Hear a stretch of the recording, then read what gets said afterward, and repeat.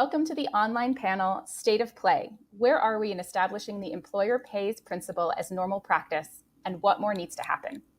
This session will explore initiatives and improvements to recruitment and also look towards the future to assess what more needs to be done to consistently implement the employer pays principle, or EPP. Thank you to IHRB for including this State of Play session in the lineup today. I am especially pleased to be here because Labor Mobility Partnerships has been working on this topic ourselves across different corridors. As part of our goal of creating better job opportunities for 500 million workers from low-income countries by 2050, we are grappling with the same challenges as our panelists. Namely, how do we implement more responsible practices while also attaining scale? I am pleased to be joined by three very knowledgeable panelists who will walk us through their experiences, lessons learned, and the approaches they plan to take in the future. Here we have Ben Bostock from Impact, Hannah Newcomb from Stronger Together, and Tom Smith from Walmart.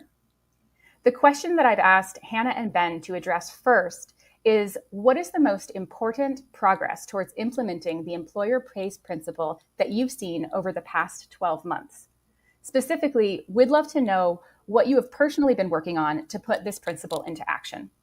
I'll introduce you, Ben, first and ask you to start the conversation, and then I'll move over to Hannah. So Ben Bostock is a principal consultant at Impact Limited. Impact is an employee-owned consultancy that specializes in ethical trade and human rights. Ben has led teams to deliver forced labor, modern slavery, and worker welfare investigations in Europe, the Gulf, and Asia, and provided consulting support and training in remediation of issues, including for Top Glove in Malaysia and for the Supreme Committee of Delivery and Legacy in Qatar for the FIFA World Cup. He will touch on different mechanisms and approaches to implementing the EPP. Ben, it's great to have you here. Thanks, Alicia. Great question to begin with. And I think there's a couple of angles. So firstly, at the kind of broad spectrum, the greatest progress I think that we're seeing is actually down to the advancement of legislation at the national level and international level. This was starting with the US CBP using the Tariffs Act to start to enact WROs. And then the knock-on effect from these things was definitely seeing companies put under WRO and have to take action to get these modified. Other companies then watching this in the news would, of course, then it would incentivize them to improve their prevention mechanisms for prevention of recruitment fees. These laws then being enacted and copycatted in other countries. You think, Canada's doing something similar, in the EU as well. The more that this happens, the more progress we're seeing based on those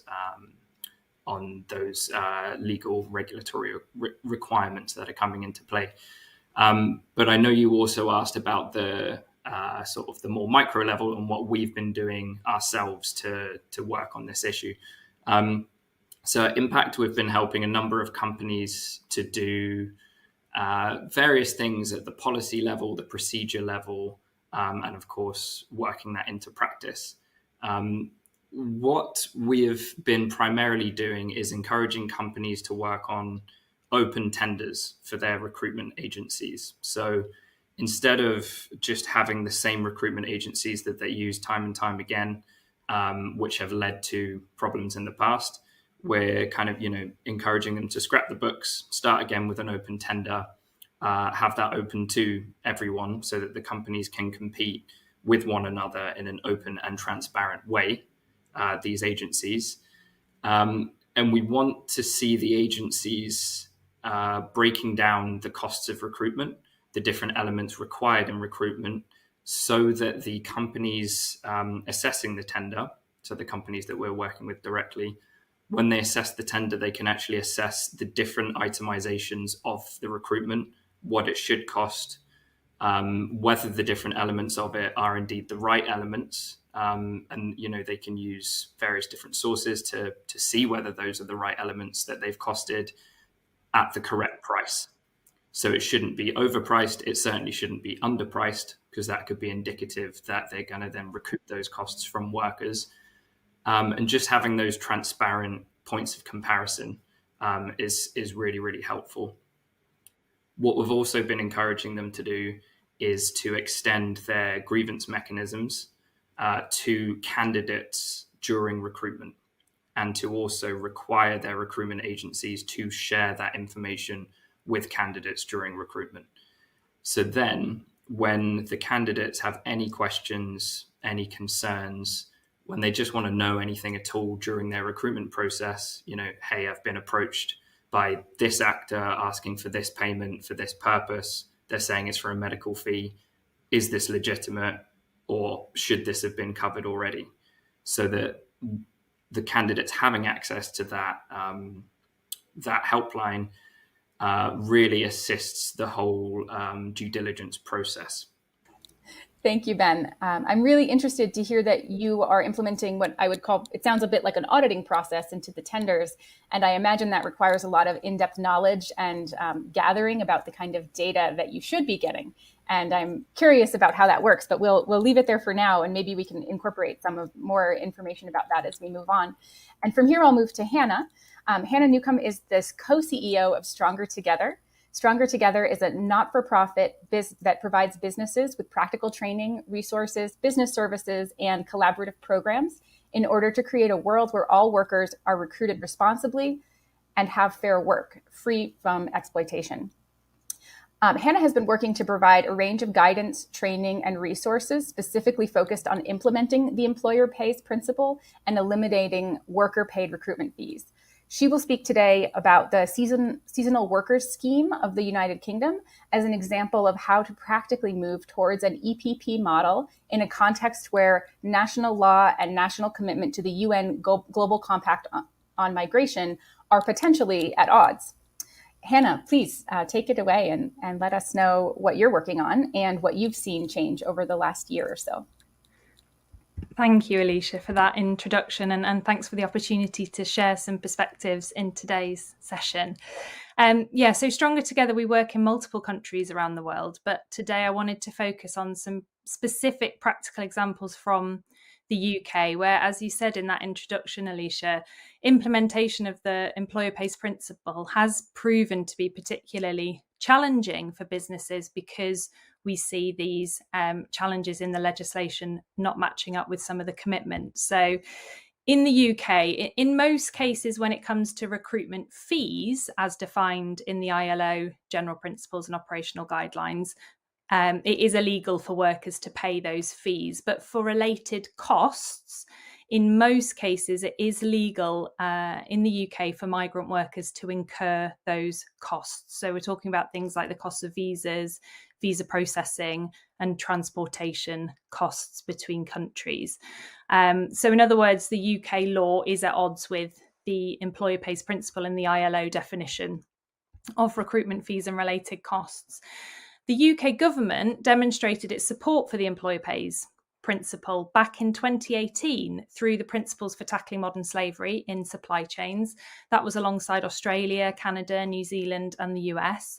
And it reiterated its support in its modern slavery statement. It's also, as he said, a signatory to the Global Compact for Safe, Orderly, and Regular Migration, which includes provisions around prohibiting recruiters and employers from charging or shifting recruitment fees or related costs to migrant workers. So there does seem to be this disconnect between UK law and the government's own commitments. And what that means is that there's no statutory requirement for businesses to cover these costs of recruitment within the UK, and therefore it has to be a voluntary decision to do so.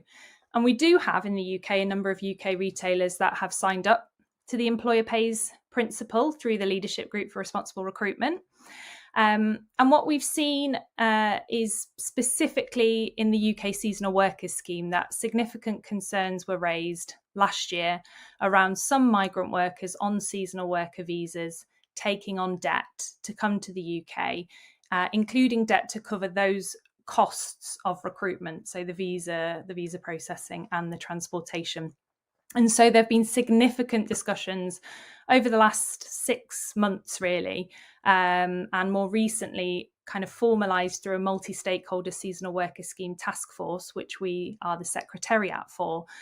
So within that, there have been discussions around implementing the employer pays principle specifically in the UK seasonal worker scheme, which is just for UK horticulture, as well as later in the year for some seasonal poultry. So at Stronger Together, we support the employer pays principle and clearly recognise the risk faced by workers of going into debt to migrate, and particularly in this context of a seasonal worker visa, which is for 6 months, a 6-month visa, and there's actually no guarantee of 6 months work within that visa. So those costs workers might be incurring are potentially not for a full 6 months of work. But we also recognise that it needs constructive dialogue with all parties in the supply chain alongside worker representative organisations in order to make progress. And we have seen some signs of progress in the last few months. So I think broadly there is willingness amongst businesses to make progress towards the employer pays principle, but wanting also to ensure that that's sustainable for all parties in the supply chain. We did some very initial analysis on the cost of implementing the employer pays principle in the UK seasonal worker scheme, which had multi-stakeholder input.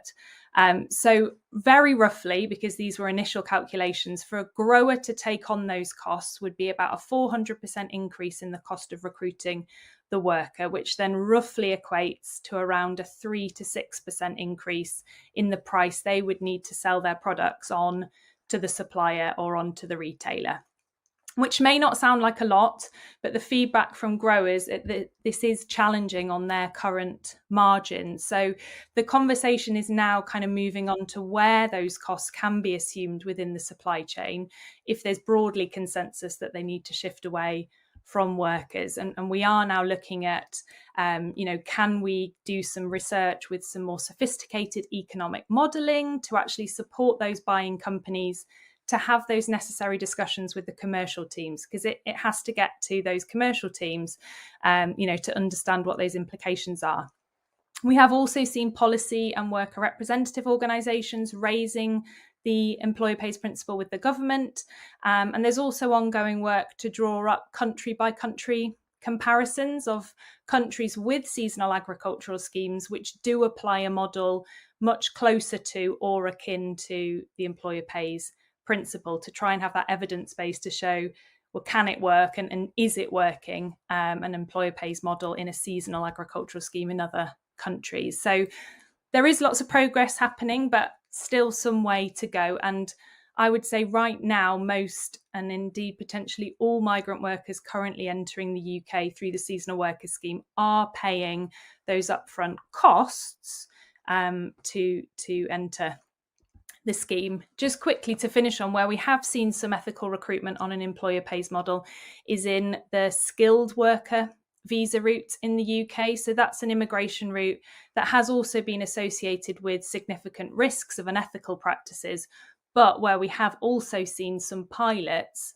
where employers are covering the full costs of recruitment on an employer pays model. I think the differences are that in that scheme, the skilled worker visa allows up to 5 years of work and the ability to settle permanently in the UK. So that potentially means employers see covering those costs as more of a long-term investment and therefore more kind of viable economically for them. So some progress that we're seeing, but more to further to go. Thank you, Hannah. That is so interesting. I was reflecting on the economic analysis you did, and it sounds very valuable, given that I think sometimes we think about this principle and it feels like people think that the capital to cover the costs will just come from thin air. And so when we look at an industry like agriculture that has such thin margins, understanding that this results in a 3 to 4% increase in price to the consumer is actually really important, because the whole system can collapse if we see a price change like that. And so knowing that you're looking at different routes and different levels of skills where higher margins might result in different designs is very interesting. And I hope you'll share more as you build more information about this, because it's I haven't seen a lot of work on that. And I think it would be helpful for everyone to understand the results of these studies and these designs that you're building. So you ended on some challenges, and I'll use that to parlay the conversation over to Tom to talk a little bit about the challenges that we've been seeing. So the question that I'll have for you, Tom, is what's holding us back from a full implementation of the employer pays principle? Would love to hear about the barriers to adoption by current employers, and looking into our future, where do we think that we may need to start tackling some of those barriers to reach a scaled job placement? And so moving to Tom, I will introduce Tom as the Director of Government Affairs at Walmart. He is supporting the business by managing for geopolitical risk, sourcing, sustainability, human rights, and relationships with multilateral organizations and the EU to help us understand some of the barriers that we need to overcome in this space. Tom, given your focus on government affairs, I'm really interested to hear what you have to say here. Yeah, thanks very much, Alicia, and great to join everyone at this event. Yeah, I mean, I should very much echo a lot of the points kind of being made. I think just to add to the first question, I think the point that Ben made about legislation, we have seen fantastic progress with that, but there's a lot to be done. So let me get onto that in a sec. But I guess the first point, there's no doubt that there's a huge amount still to be done. But I think if we look back, certainly Walmart and the Walmart Foundation have been involved in this topic kind of since its inception. There has the awareness raising of this topic, it's been immense. I know there's still a huge amount of detail to work through. We're kind of hearing some of these kind of key challenges that Hannah was bringing up now with the current kind of environment. But, it's good to look back and see some, progress, and certainly the awareness and the understanding of this topic area. It was kind of 5+ years ago. A lot of these talks were just trying to explain what it is and what everyone was trying to do. So we kind of need to see some kind of positive progress in that regard. But yeah, I guess on in terms of kind of the full implementation, it's a big question, but I'll kind of pick away at it, certainly probably more from the kind of government affairs point of view. And I think it's first worth pointing out for those of you kind of relatively new to, maybe some of the audience be kind of relatively new to this topic, it's these kind of human rights issues are kind of complex and the result of quite broad systematic issues, including deeply entrenched either sort of economic practices, workers lacking knowledge, support, or tools to safeguard their risks, and this kind of inconsistent government regulation and enforcement. We kind of heard about it a minute ago across multiple different countries. So I think it's really, really important, and I'll get back to this in a minute, for all companies and all governments and all NGOs to be working together on this. Unlike some issues, there's no one kind of entity is going to really be able to kind of fix this. So I think the two big pieces on this, and we can maybe come back to it on the role of business, but I think the critical element is going to be around kind of aligning government standards and aligning kind of international standards on the kind of global standards piece. So I think particularly from a government point of view, we're hearing Hannah about some of the issues in the UK, and certainly from our perspective, we're looking at this in a variety of different supply chains. The sort of cross-border nature of this issue requires this increasing dialogue between governments. You might even have kind of between governments or between regions, and this kind of variety of international frameworks and laws and policies that can potentially improve the lives of workers. So I think it's really critical. Certainly, we do a lot of engagements with different government organizations to kind of encourage new systems, new controls, and the enforcement of either existing laws, because sometimes that's the issue. It's just, it's not about creating something new, but about actually just enforcing something that's in place already. And I think it's really important for other companies, not just Walmart and others, but a whole variety of kind of NGOs and governments to put pressure. And I think it's through this direct conversations and collaboration with governing bodies of sending and receiving countries. It's trying to kind of encourage these strong labor laws and systems for inspection, the greater enforcement of laws, and a whole kind of bunch of different areas. So it's really kind of critical to get that piece on. And I think it's also, and this kind of pulls into this kind of international piece, is about governments also working together on the international kind of regulations. We've seen a whole bunch of different kind of pockets of activity. We had this engagement and still do with the Bali Process, with Bali Process Government, a business forum. We've had a variety of discussions within the UN.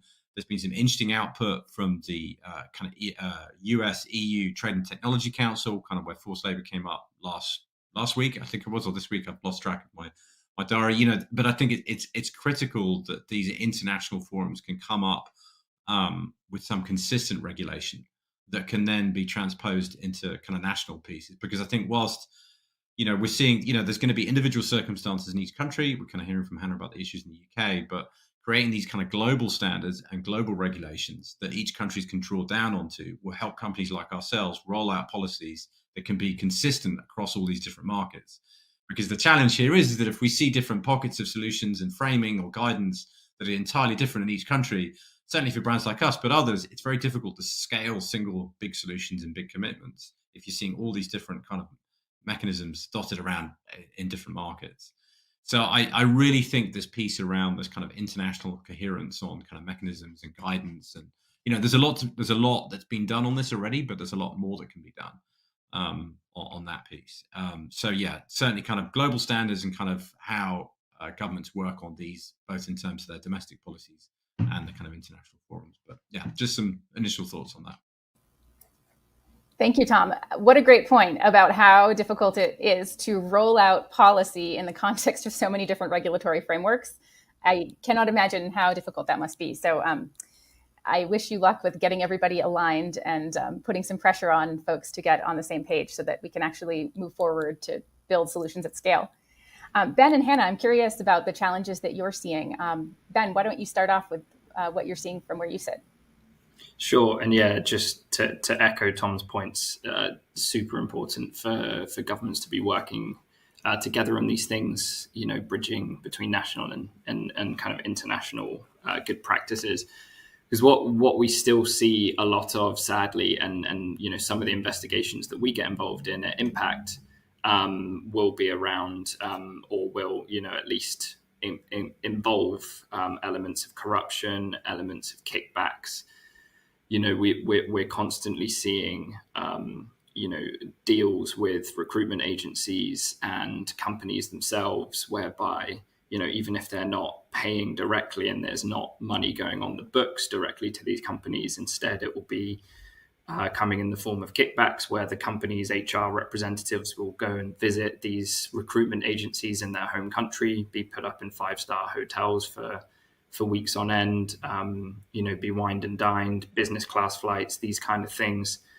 So there's so many ways to get past the to sort of pay back in kind, even if it's not going officially on the books, that we're sadly still seeing, whilst awareness is rising about these things. And you kind of think about as well, there is generally more knowledge that these things are going on, and the ILO's definition of recruitment fees of 2019 is certainly helpful at making various players more aware of the normality of those kind of things and how to watch out for these things. We're also still sadly seeing, government to government agreements in recruitment, which I'm sure Tom you'll struggle with and know all about. But some of these government to government agreements to do with recruitment still very much allow and propose for fees for the charging of recruitment, because it's still seen as a commodity. It's still a big business. There's so many different players making their money off the recruitment of workers. And so, you think Malaysia to Bangladesh through 2016 to 2018, this was, hugely profitable government to government agreements, which took so much money off so many workers. And the costs of recruitment fees during that period was just astronomically high. But we're still seeing those kinds of government to government agreements now. And there's a case that we're working on where, a company has had to apply for workers through its own government. And then that government is the only one that can kind of approve the recruitment of migrant workers. But the arrangement it has with the sending country, with the workers' origin country, is to charge $8,000 per worker to get those workers across. And that's purely at the government level. And so we're still very much having to deal with those kinds of issues. And, it's very difficult for us as Impact. We're a private company. It's not necessarily like we can work on those kinds of cases at that scale. So that's certainly an impediment to progress that we're seeing and having to grapple with. Thank you, Ben. That sounds like an enormous impediment to grapple with as a private company, and I can understand how you would have limited reach to be able to influence it. Hannah, how about you? What's your experience with the challenges that we're still facing now?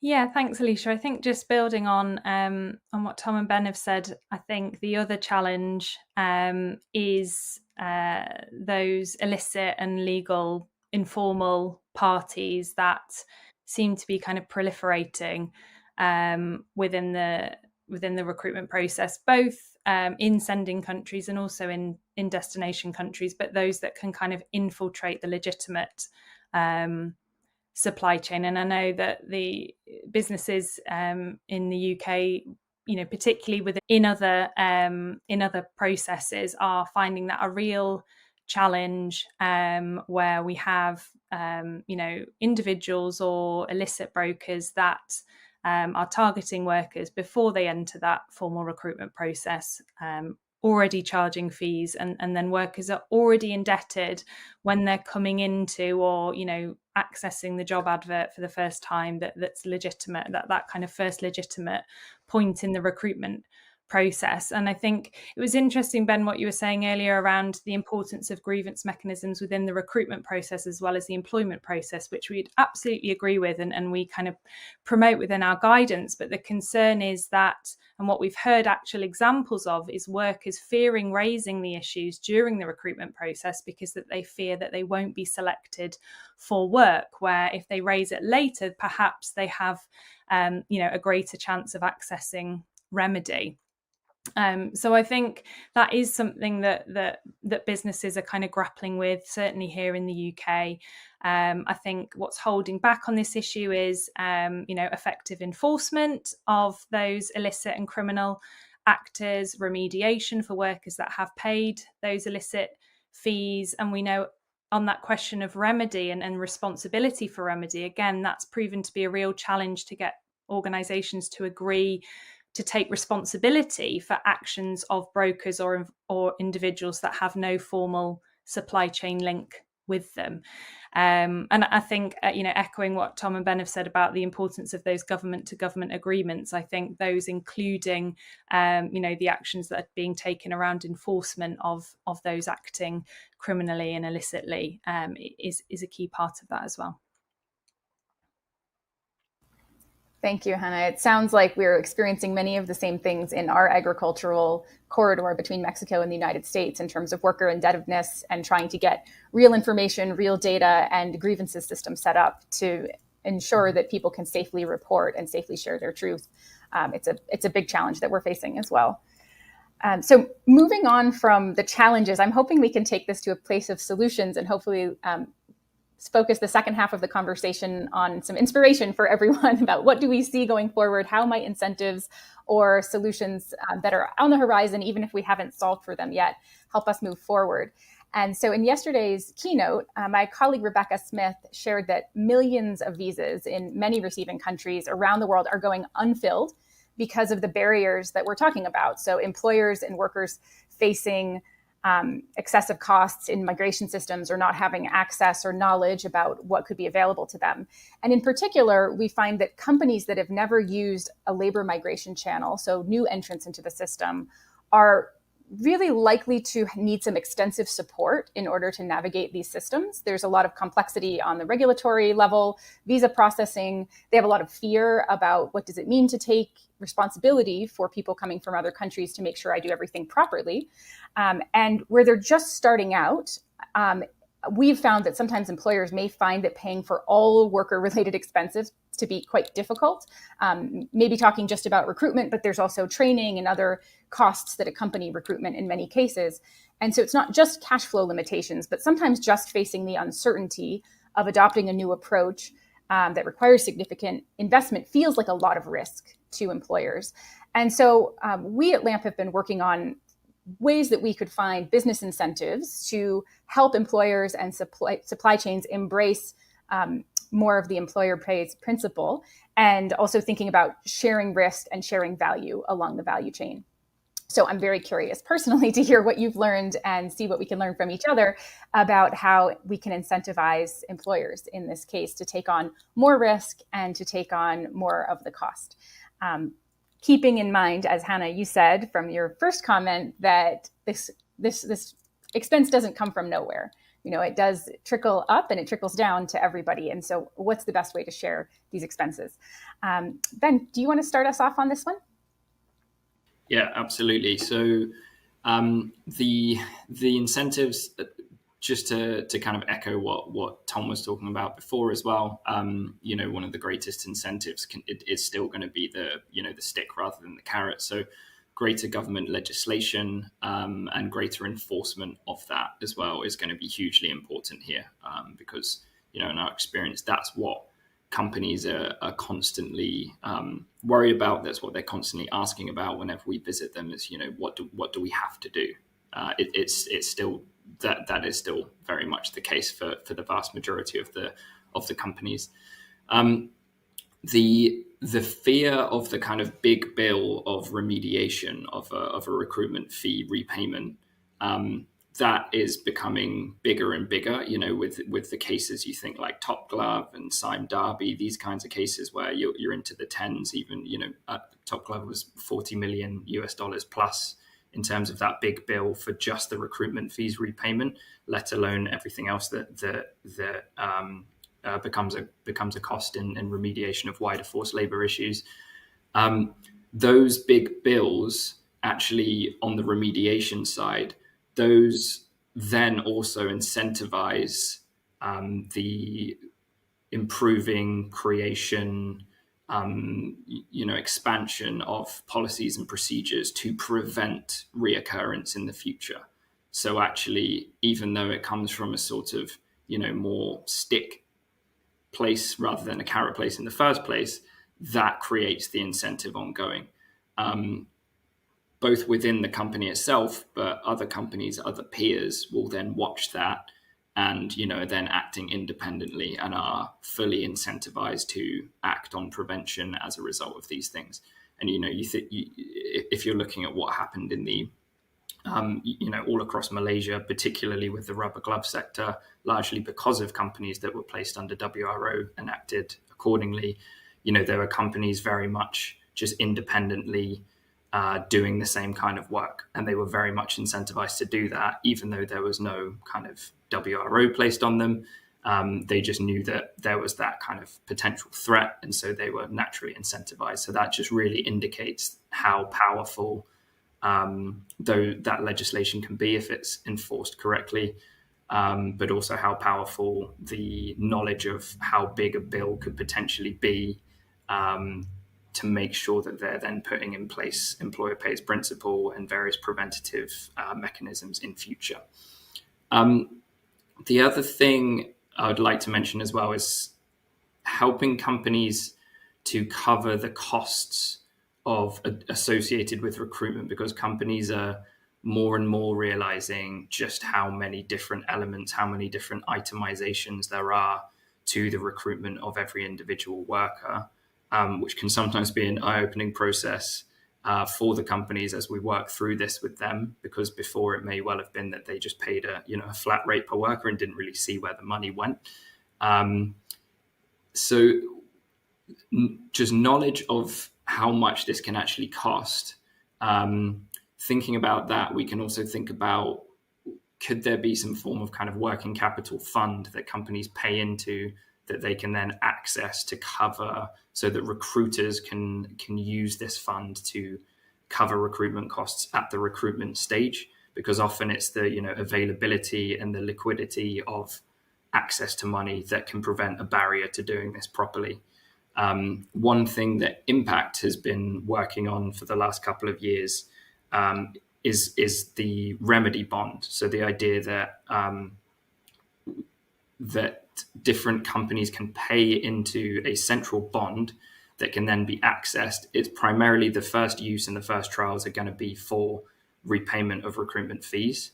But if these go successfully, this sort of bond can definitely be used for access to this kind of working capital as well, for the actual recruitment process to help recruitment agencies and to help companies to ensure that the costs of recruitment are covered. And the idea of this kind of bond is that, it's kind of managed by a financial institution. Those that pay into it can be, it can be brands, it can be the companies themselves. And there is just this accessible pot of money that can then be repaid.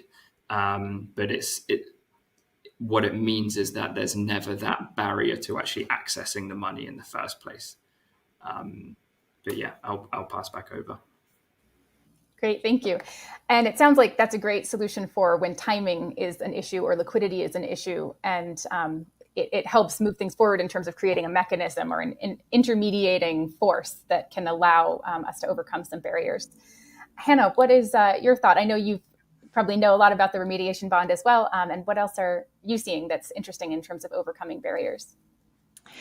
Yeah, I think, adding to what Ben said there around effective legislation enforcement and the kind of financial mechanisms, I think thinking about supply chains specifically, there needs to be those clear market signals from all parties. So employers that are, moving to the employer pays principle, that they've got that market signal from their buyers, that they are committed to that's actually translating into commercial buying practices at each stage in the supply chain to support the implementation of the employer pays principle. So transparent costing, at each level in the labour supply chain to ensure those full costs of recruitment, overheads, and a sustainable margin, so that it is a sustainable practice. That's other purchasing practices like good labour planning and reasonable lead times, because we know that where that's not in place, then that can have a knock on to the impact be felt by the most vulnerable workers. Long-term contracts, strategic partnerships between buyers and suppliers, and between suppliers and recruiters, just to kind of have the systems to support the employer pays principle being commercially sustainable within the supply chains. I think as well, without legislation in place to level the playing field and to move beyond the early adopters, I think businesses also want to be able to demonstrate the commercial benefits of implementing an employer pays model, where on paper it may seem more expensive. So I think understanding the true cost, as Ben said, so that true cost may be higher than the business thought, but actually it's often lower than what workers are currently paying, particularly if steps can be taken to sort of formalize the recruitment process and remove costs that are actually unnecessary, that workers are paying, and other steps to minimize costs, things like organized transport, that we have seen kind of pockets of good practice to bring that sort of unit cost per worker down. Understanding how the costs can be fairly distributed across the supply chain, as we've said. And then I think broader evidence of the wider business benefits of an employer pays principle approach. So starting to gather that evidence of improved worker satisfaction, reduced risks to the businesses, and that ability to differentiate on the basis of responsible recruitment. So that's something, for example, through our Clearview scheme for farm labour contractors in the US, we've supported those organisations to be able to differentiate on the basis of responsible recruitment credentials. And I think those kinds of initiatives, we've got the IOM with their IRIS scheme that have been doing similar work on cross-border recruitment to enable those that are seeking to go first on these recruitment standards to get that recognition. I think finally I would say support for further education, information, and support for workers to understand their rights and entitlements, identify what those ethical recruitment opportunities are, and then access remedy where they've paid fees and costs. We work with Just Good Work. They're a partner of ours. They've been doing some great work on this in countries around the world, including in the UK seasonal workers scheme. Thank you. You said two things that I want to pull out of your note here, which was, one is long-term contracts between suppliers and buyers. I thought that was interesting, and it's something that we've seen a lot of as well as a challenge right now, is that often, especially in sectors like agriculture that are very much a commodity, it's really a labyrinth to know who's in the supply chain. There are a lot of different actors involved, and it's difficult to make long-term commitments when you're not entirely sure who you're committing to. And one piece of hope that I see here, which is part of a conversation we had with one of our corporate partners recently, was that there's a lot of work being done to map supply chains for carbon footprint and for climate sustainability. And it feels like there's a lot of resource being put behind that effort and a lot of enthusiasm for it on the public's part. And so all of that mapping work may be able to be repurposed and recycled into more transparency that we can use in the human rights sector. Maybe I can ask you if this is something that you've seen, and if not, we can move on. But I'm curious about your kind of success in helping build these long-term contracts between suppliers and buyers, and any hope that you might see in changes in terms of transparency in supply chains.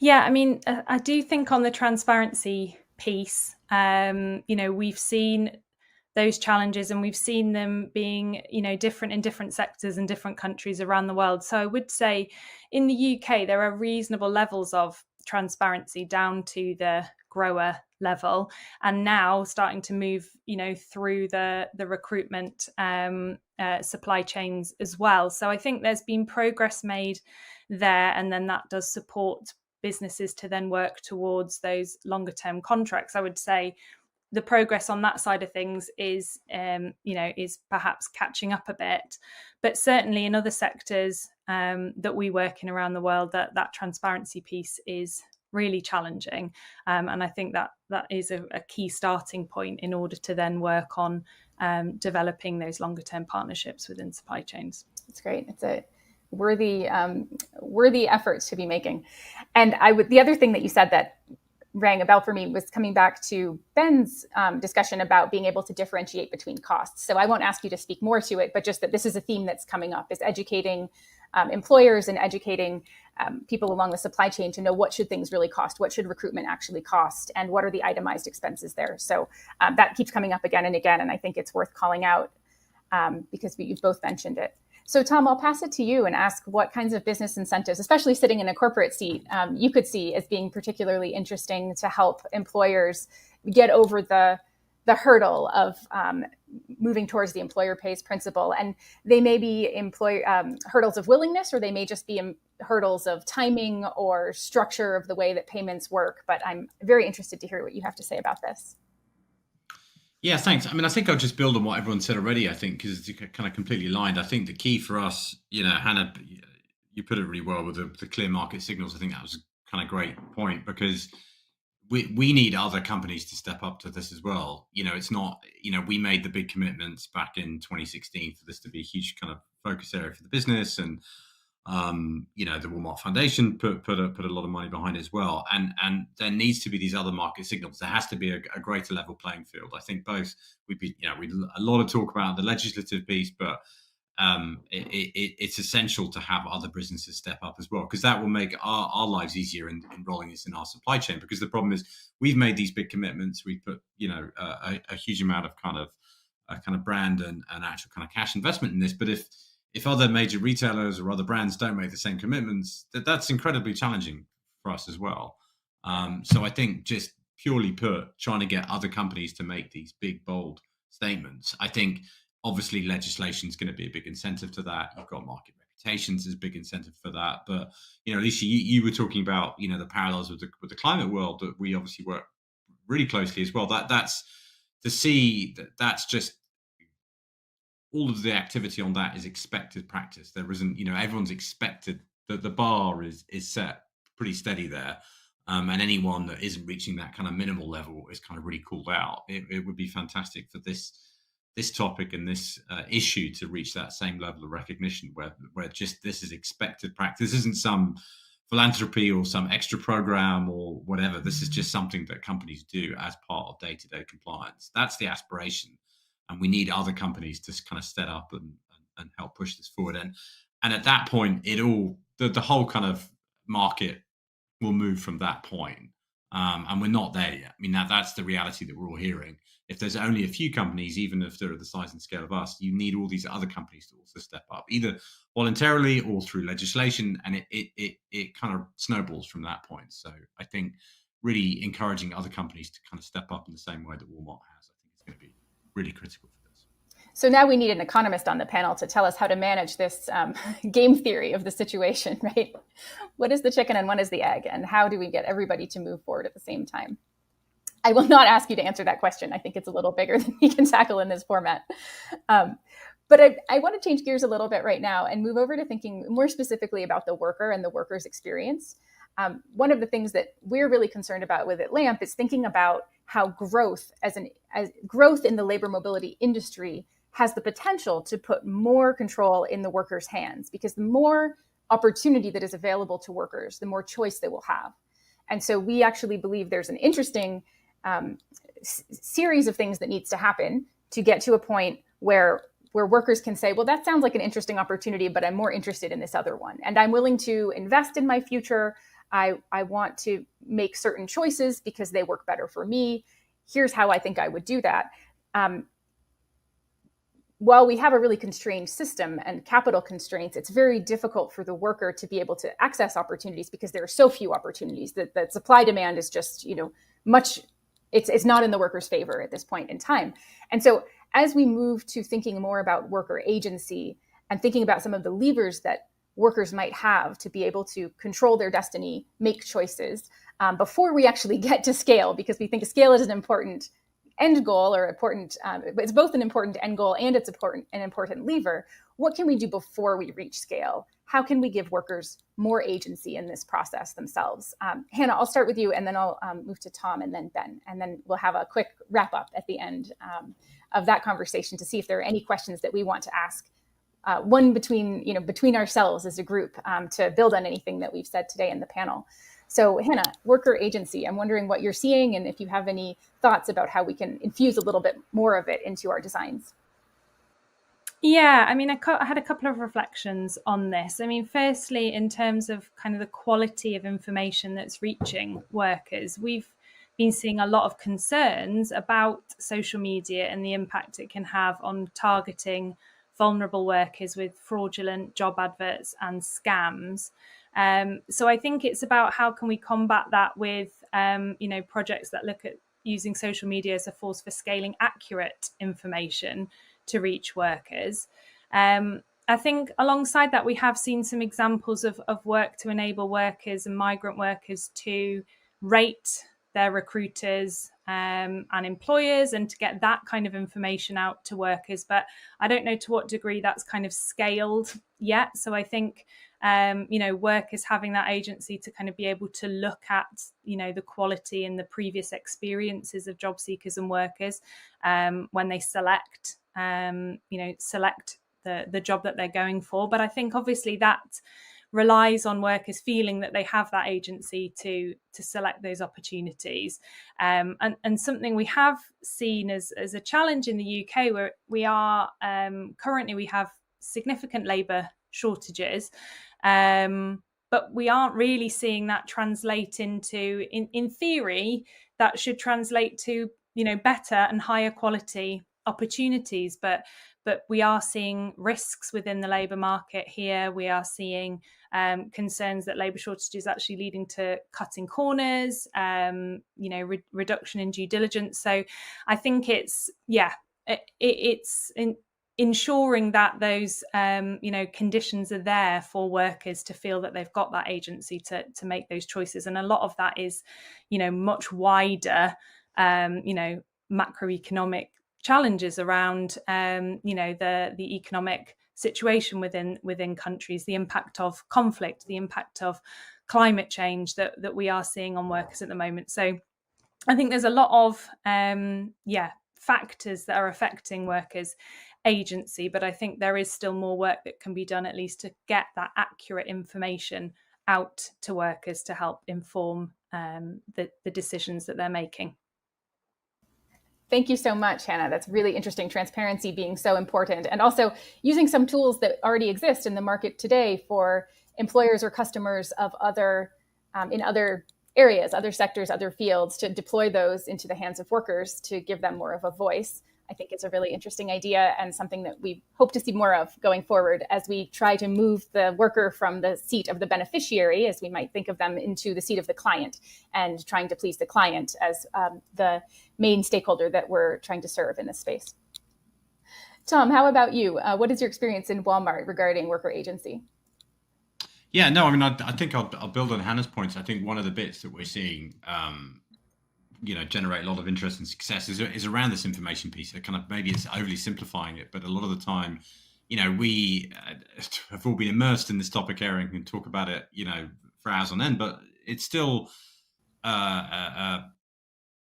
explaining to workers kind of what brands' expectations are up in the supply chain is still something that needs to be done at scale. And coming from organizations like ourselves, so I think the team, it was last year, I think they put out this kind of refreshed communication on what the kind of Walmart expectation was.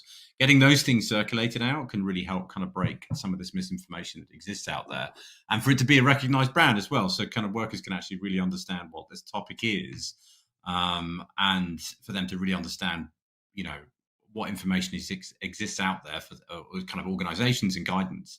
So I think it's one of those things that's always been there since the start, this whole kind of topic and agenda, and we mustn't lose focus of some of the kind of simple pieces about just getting the right information out there in the right context, and kind of breaking down some of this misinformation that, as we heard earlier, is only getting worse with some of these kind of bad actors in the supply chain. So it's really important for organizations like us and others just to keep putting pressure on getting the right information out to the right people. Great, thank you so much. And Ben, I know that worker agency is an important part of the remediation work that Impact has established. Can you tell us more about that? Yeah, absolutely. So on the worker agency side of things, we still find at Impact that there's just no substitute as effective as speaking with workers directly in a human way, one-on-one, or in very small groups in our the investigations and the assessments that we do. And this should actually be no exception. So where workers are being recruited in the candidate process, we would still absolutely recommend that there is some form of touch point in terms of speaking with candidates during their recruitment journey. This can still be on a very small scale, because we know that the scale of recruitment at some companies is absolutely astronomical. So we're not saying you need to hit a certain percentage or you need to get a certain sample size, but at least knowing the various risks in your recruitment chains, you can then target places which will be particularly higher risk of recruitment fees or other forms of exploitation, to have some direct interviews, with third-party assistance, using third-party experts where it's appropriate, or doing it through support with buyers or with other companies even, can really help to humanize the process, rather than relying on apps and surveys and technology and things. It can really help humanize and get the information directly from the workers. I completely agree with Hannah and Tom that the information that workers are receiving about the job role that they will then be doing is incredibly important, because that whole part can just be so misleading to workers, and again also dehumanizing. So what we've seen good practice in the past 12 months has been where companies, and this has been at the more micro scale, but it certainly can be replicated and scaled. But we've seen HR managers, operational managers travel to worker origin countries, go to the recruitment drives themselves, speak about their company, hand out pamphlets on the job role, do an FAQ with the workers, outline the exact recruitment process that is going to take place, the different touch points that they're going to have with different officials, with medical, with security clearance, all these kind of things. So it's all laid out in a very clear pamphlet, and also to hand out their own grievance numbers. So the point I was talking to earlier, we've seen examples where these HR heads would be saying to the workers, this number isn't just a kind of a number in the ether. try calling it now and it will call their number and it's their phone in their own pocket, and they can see that after having met these managers that they will potentially be working for in future, and just building that element of trust to the whole process. So that, combined with touch points of actually interviewing workers one-on-one, using third-party experts as it's appropriate through that recruitment process, is really essential. Combining that with a robust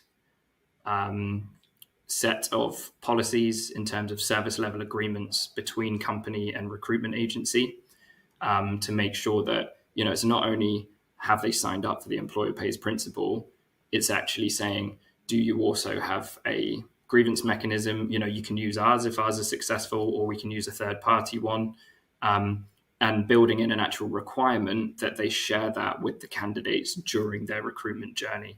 So it's not simply having one, it's actively sharing it. And that can then be tested through due diligence from when the company is speaking with the workers in these one-on-one interviews that I was talking about. They're actually checking with the candidate, They're checking with the candidate, are you aware of this phone number? Have you used it? Have there been, do you trust it? Do your friends trust it? All these kinds of questions to build in a multi-layered due diligence approach to making sure that these workers, that these candidates have the avenues by which they can ask questions and check on the process, and making sure that they understand the job role that they're going to get. Because we see, deception is a huge concern during recruitment. So a lot of the questions that candidates may be asking may indeed be around, are they even going to the right location, as well as, all the contractual terms that we're talking about. So these kind of avenues of due diligence and providing agency to workers to ask these questions and just make simple checks on things are all critically important. Thank you, Ben. That is a great point. The combination of worker touch points with the robust standards and mechanisms is crucial. And I think we're seeing more and more of that across all of the different initiatives and collaborators in the space. It's become more common, and also technology is making it much easier now than it was even a handful of years ago. So as a final point, I'll just ask if there are threads from this conversation that anyone would like to pick up on, or closing words that would like to leave with our audience. I know, Hannah, you had some interesting things to say about clients, workers as clients rather than beneficiaries. So I'll perhaps hand it to you first.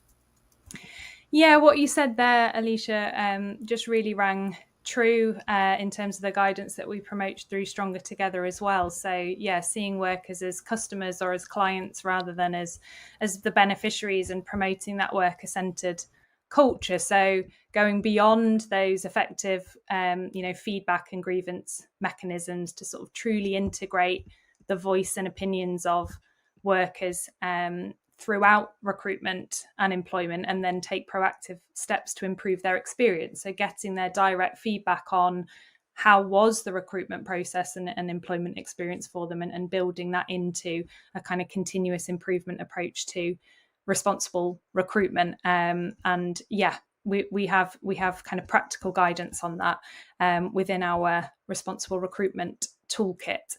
I also wanted to pick up on those earlier conversations about costing out the true cost of the employer pays principle. That initial analysis that I spoke about in my first question, I do want to caveat that that's very much an initial analysis, and that cost of 3 to 6% was the cost from the grower to the retailer rather than necessarily to the consumer. But that analysis has helped to kind of get a starting point of a figure that we can then hopefully explore in more detail with a more kind of robust economic analysis. But I think it has been helpful to at least have a figure to bring those conversations and enable some of the retailers to take those initial conversations to their commercial teams. And I do think that kind of the true cost it is important for us to make progress on scaling the employer pays principle. Absolutely agreed. And thank you for the caveat and the clarification on the 3 to 6%. That's good information to have. And Ben, I think you had a point around worker agency and some examples, if you wanted to share those. Yeah, just to kind of add to the points we were just discussing around, making workers a client, not just a beneficiary. One really interesting thing that we found in our 6-year project in Qatar. Impact was visiting Qatar every 3 months, and we've spoken to over 5,000 workers there on worker welfare, based on the worker welfare standards of the Supreme Committee there. There was a huge program there on which we helped the Supreme Committee to develop on repayment of recruitment fees, called the Supreme Committee Universal Reimbursement Scheme. This paid back around 30 million US dollars to workers during that time. What we found is that this kind of communication point with workers is just critically important, and it's evidenced by the workers who were receiving this money without a proper explanation or an understanding of what the money was for, were 10 to 15% less satisfied due to lower feelings of respect, compared with workers who were receiving the same amount of money for the same reason, but had it properly explained through conversations, through FAQs, and who had proper access to these kinds of mechanisms and worker feedback sort of forums. And so that difference is really indicative across that huge worker base, to just show how important that is. And on a more qualitative level, because it's a bit difficult to sort of talk about or measure kind of worker productivity at this scale in the program we were doing. But on a qualitative level, the worker feedback we were getting from that second group of workers who did have this, the reasoning explained behind the payment, and therefore had higher feelings of respect. They were just much more happy to be at their companies. They felt much more respected. They wanted to stay with their companies, compared to, the broad range of workers we were speaking to who might have received this money but didn't know what it was for. They tended to be much more likely to want to move on, to go home, to not want to recommend this job to other people. So that feedback point, it's not just about the money, it's about actually humanizing the workforce, which we found incredibly important. Thank you. What a great point. Thank you for sharing that with us. Tom, wrapping it up, is there anything that you'd like to add as final words for the panel today? Yeah, sure. I mean, I think that's a hard one. It's a hard one to follow up on that. It's a great point. But I think just broadly, for those kind of listening and participating in this event, I think this, everyone can see the big challenges that kind of lie ahead, and the importance of big brands like ourselves and others really kind of stepping up and making big, bold commitments that can really help shift the landscape, the industry, influence governments, other brands. I think it's critical for those of you that haven't already stepped up to kind of make a big mark on this issue and show your commitment. What a great final rallying call. Thank you so much for that. And to our audience, I'll just say that we know many of you have a lot of ideas or experiences that you could also add to this conversation. So I'll speak for myself and our panelists. We'll say, please reach out to me or Hannah, Tom, or Ben to individually share your experiences, your lessons learned, opportunities for collaboration. I think everyone here on this panel today is very open and willing to collaborate and share. And it's been a really nice experience to be here today. And we want this not to be the end of the conversation, but to continue speaking with our audience and with each other as well. So thank you for participating, to our panelists, and thank you to the audience for your attention, and to IHRB for the opportunity for us all to get together and speak today. Have a wonderful rest of the event.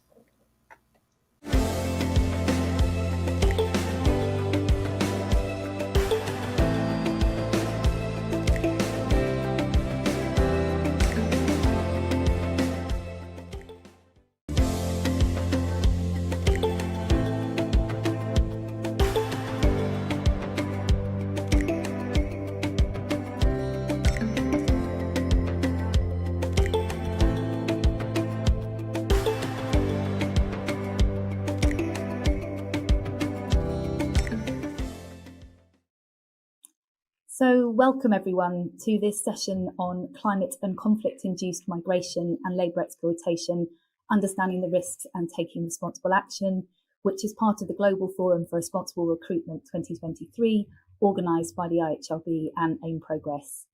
My name is Louise Herring. I'm Executive Director of AIM Progress, which is a collaborative forum of 45 fast-moving consumer goods companies working together to positively impact people's lives and increase respect for human rights in our collective supply chains. As an individual, I wanted to introduce myself and explain that I'm someone who's worked with companies on business and human rights and modern slavery for a number of years. But I'd also acknowledge that the world is changing very rapidly and that conflict and climate change are having a dramatic impact on so many people globally, on so many people's lives, and exposing them to vulnerabilities which we all need to understand better and know how to respond to.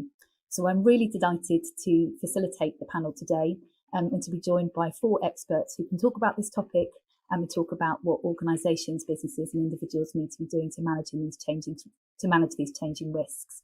So I'm going to hand over now to those individuals so they can introduce themselves, tell you why they're passionate about this topic. So I'm going to start, please, with Anna. Welcome. Thank you so much, Louise. Hi, everyone. My name is Anna Trippinell. I'm the founder of Human Level. So a little bit about my background and why I think this topic is incredibly important, and I'm really pleased we're chatting about it. Some of you know that I had the enviable position of leaving the law firm to work with John Ruggie on the UN Guiding Principles on Business and Human Rights. And what I speak less about is that in parallel to that work, I was also working as a human rights lawyer in conflict and post-conflict countries based out of Kenya and then Cote d'Ivoire and Libya. And I saw firsthand the connections between climate change, drought, resource shortage and conflict. And even though it was early days in making the connection, anyone who was working on conflict knew that part of the root, of that conflict was the change in climate. And today, I'm working with companies on human rights due diligence and the UNGPs. But really 3 years ago, I had that aha moment working after doing the Cambridge course that all of the human rights issues that I'm working on with companies, all of them will get worse with time because of the rapidly warming climate. So when we say that climate change is the biggest human rights challenge of our time, that is absolutely true. And so that's why at Human Level, we've made it our mission to build knowledge of the interconnections, weekly listserv, content help, all of that for free, as well as working with companies, of course, but really just to get the word out on what needs to happen. So thank you for inviting me to be here today. Brilliant. Thank you, Anna. Thank you so much. Nicole, over to you. Thank you, Louise. Yes, my name is Nicole Munns, and I'm a director at Justice and Care, running an international systemic change team. We are, as an NGO, focused more broadly on modern slavery and helping to identify victims and bring about justice and systemic change in the response to modern slavery. But quite specifically, we've been looking recently at the connection between conflict and climate change. Induced migration and trying to understand how it affects modern slavery and the risks it imposes for migrants in that area. I'm particularly interested in this because climate and conflict are becoming increasing drivers of migration. Those that are impacted by conflict and climate-induced migration are already a very vulnerable group, and forced migration heightens this risk. So it's a really concerning trend, something that we need to be really aware of and understand better if we're to respond more effectively. Thank you again to Louise for the opportunity to be here today. Great, thanks, Nicole. Pablo, over to you. Thank you very much, Louise. Thank you very much for having me. My name is Pablo Escribano. I am a regional thematic specialist on migration, environment, and climate change at the International Organization for Migration. And I cover the Americas and the Caribbean. IOM is a UN-related organization with 175 member states, and it was one of the first organizations to really look at the nexus between migration, environment, and climate change, because the member states understood that these trends were going to shape the future of the present and the future of human mobility. And I'm personally fascinated about the very different ways in which climate change and disasters and environmental degradation affect the way people move in our region, right? And the many diverse ways in which it affects their well-being, but also the way in which migration can offer solutions to some of the major challenges of our time. Thank you very much for having me. Great, thank you, Pablo. And finally, Rachel, welcome. Thank you very much, Louise, for inviting me to be part of this. My name is Rachel Rigby, and I've worked for about 20 years on labor rights and human rights in global supply chains. from within the US government first, and then also with NGOs. And like the other panelists, I started to realize over time how important it is not to work on these human rights and labor rights issues in a siloed way, but to really acknowledge the underlying causes of those abuses related to climate change and land degradation so that we can really tackle root causes in a systemic way. I currently lead our human rights work at Rainforest Alliance, which is a global organization working at the intersection of business, agriculture, and forests for over 30 years. We run a global agricultural certification program that reaches about 5,000 companies and 4 million farmers and farm workers. We also implement over 60 projects to complement our certification program in many production and forestry landscapes, working with farmers and forest communities to improve livelihoods and protect nature. Our sectors of focus are coffee, tea, and fruits, as well as some key forest risk commodities like cocoa, palm oil, and forest products. Thanks again. Great. Thanks so much, Rachel, and thank you to all of our panelists for your introductions. So, Nicole, I'm going to come to you first, if I may, please. Your recent research paper used the term distress, migration, and displacement. So, could you talk us through, from your perspective, how you think climate and conflict is changing patterns of migration globally, and what your research has found in terms of how that is in turn changing patterns of labour exploitation? Yes, of course. Thank you, Louise. So climate change and armed conflict are becoming increasingly relevant drivers of significant increase in forced migration. So the numbers of migrants forcibly displaced or distressed displacement within and across borders has nearly doubled in the last 10 years, reaching its highest level since World War II.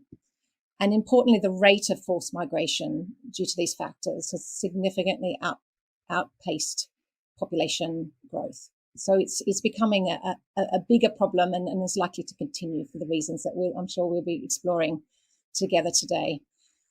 This has important consequences for the risk of trafficking and labour exploitation. Individuals forced to migrate due to conflict and climate change come mostly from lower and middle income nations. And they're already living with poor economic conditions, which makes them inherently vulnerable. Conflict and climate change induced migration compounds these pre-existing vulnerabilities, and particularly when migration is entered into suddenly as a result of conflict and climate. Conflict, really the reason why there is that additional area of vulnerability associated with that suddenness and conflict and climate-induced migration is because typically migrants are isolated from family and community networks. They have limited opportunities for income generation in their new destinations, limited access to government support, legal and labour protection in transit and destination countries. And in the case of protracted displacement, which is actually becoming more common, these migrants are more prone to desperation and as a result of the lack of opportunities. So what happens also in instances of disaster, for example, environmental disaster induced by climate change and sudden onset conflict, is that government support and law enforcement systems that even in normal times can be quite stretched, become quickly overwhelmed in these times and leave many of the population unprotected. So there's a number of things that come together to combine to compound already existing vulnerabilities within these low and middle income countries, poor circumstances in which these migrants are coming from. Yet the circumstances of conflict and climate-induced migration compounds and exacerbates all of these risks. Great, thank you so much. And Pablo, if I can come to you, can you talk to us with your perspective, which is specifically about the Americas? What are you seeing in terms of changes in patterns and changes in exploitation? Right. Thank you very much. And that was a great introduction to the topic from Nicole. And I guess, I mean, where we come from in the Americas is that migration is often a traditional feature of societies, right? Both internal and international migration. But we do join, I guess, Nicole's approach in saying that, climate hazards in particular, but also environmental hazards at large, affect the way people move, right? And affect the conditions in which they move. The new data on internal displacement was just released yesterday, so this is very timely, and it noted that it recorded 60.9 million new displacements worldwide due to conflict and disaster, right? Which is a very high, I think, the highest figure in the latest years. In the Americas, we're talking about 2.1 million new disaster displacements and 500,000 displacement due to conflict and violence. So we can see that the figures are quite high, actually, right? And in many countries of the Americas, disaster displacement happens over the year because of many different impacts, right? Floods and storms in particular are the hazards that are forcing people to move out of their homes. Human mobility in context of climate change, disasters, environmental degradation is also very diverse, right? It doesn't need to be a disaster. It can also support adaptation.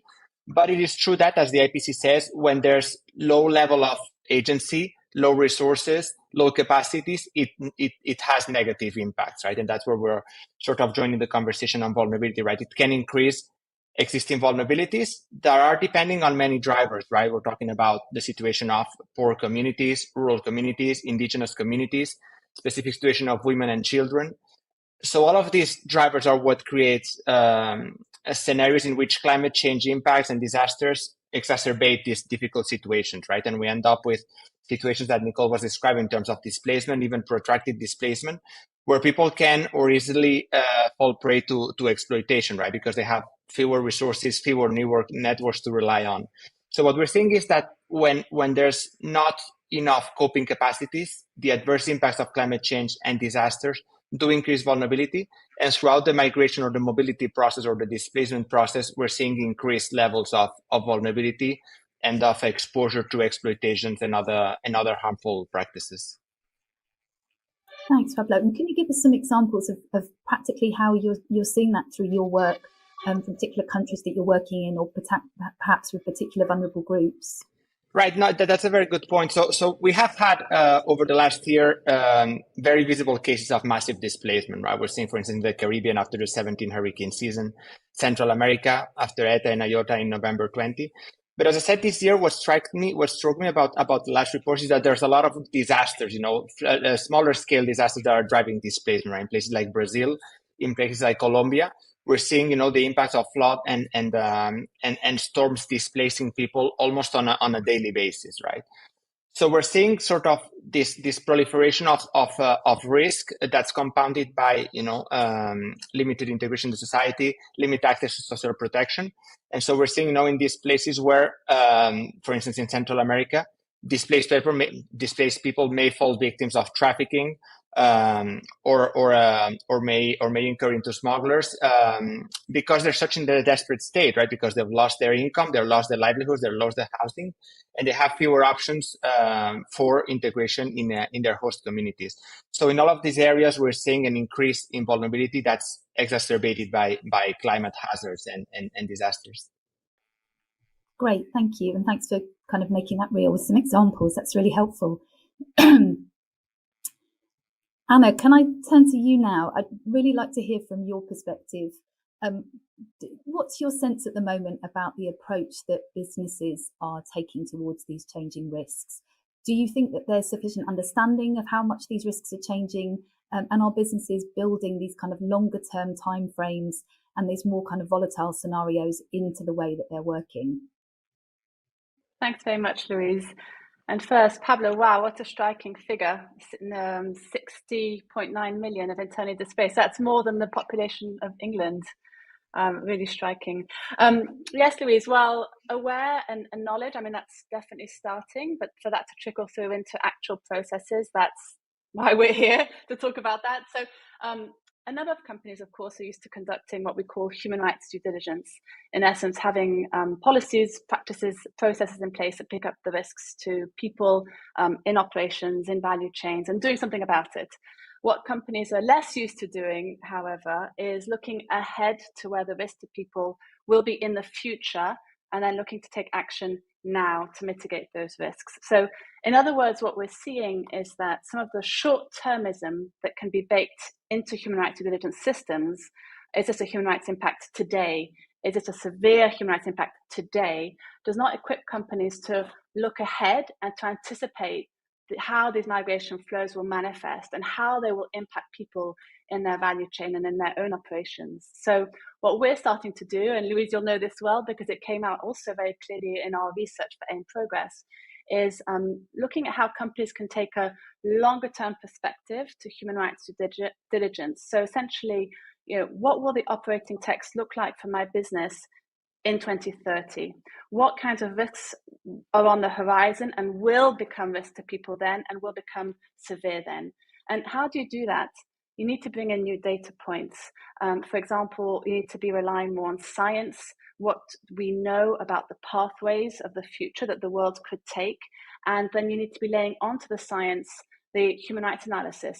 How can these pathways manifest into human rights impact? So essentially what I'm saying, Louise, is that this approach, this long-term perspective on salience, existence and severity, coupled with forward-looking scientific and human rights knowledge, together can equip companies to play a role today to mitigate these same human rights issues of tomorrow, which will happen. It's just a matter of time. And we know that companies are better equipped to mitigate them today rather than waiting for them to happen and then trying to do something about it then. Yeah, great, thank you. Nicole, can I then ask you to build on what Anna's talked about? So your focus is clearly more in agriculture. We would expect to see the impact of climate change, certainly for agricultural communities, to be greater. So from Rainforest perspective, are you seeing the businesses that you work with really understanding these risks and starting to take action on them? Yes, absolutely, we are. In terms of the risks that companies face, I think it can be useful to think about them in a couple of different categories. One way of looking at it is the risks that migrants face in sending areas, the areas that they come from, the areas where they live, but they feel forced to leave, and then those risks in receiving areas. So in terms of receiving areas, the agricultural lands that migrants migrate to in order to, oftentimes it's to have decent work or improve their livelihoods. There are really good tools out there to understand the likelihood of a company having migrant labor in its supply chain. So that's something that companies started doing a few years ago, not only in agriculture, but other sectors, migrant labor risks and how to address those. And Rainforest Alliance has a forced labor and child labor risk map, which incorporates information about migration, which we worked with Ergon on, and that profiles risks for coffee, tea, cocoa, and bananas. And that's a methodology that's open source and can be adapted to other sectors. So we would welcome anyone who would like to use it or contact me about how to use it. But as Anna was saying, risks related to migrant workers alone doesn't give you that second piece of information that's also vital about what are the causes of that migration, and is it linked to climate change? And if so, what do we need to do about that climate change? There are not a lot of, I would say, well worked out tools yet that get to the level of specificity of really for a company to understand its risks of climate related migration in its supply chains. Deeper analysis needs to be done on that, and I know groups like Human Level are doing that. So that's really good to see that evolution. But there are things that companies can know. For example, in West African cocoa production, it's well known that migrant workers come from Burkina Faso and Mali to Ghana and Cote d'Ivoire for the cocoa harvest. And they are among the most vulnerable people in the cocoa supply chain. They are driven by poverty in their home countries, but that also is scientifically shown to be affected. One of the root causes of that is the climate and land degradation situation in those home countries. Another salient issue linked to worker protection and climate change is the reality of wide-scale labor shortages in the sending areas. So simply put, in rural areas that have been heavily affected by climate change, the social protection systems have become eroded, social instability and unrest have increased, there's more violence and conflict, everything that Nicole kind of briefed us on initially.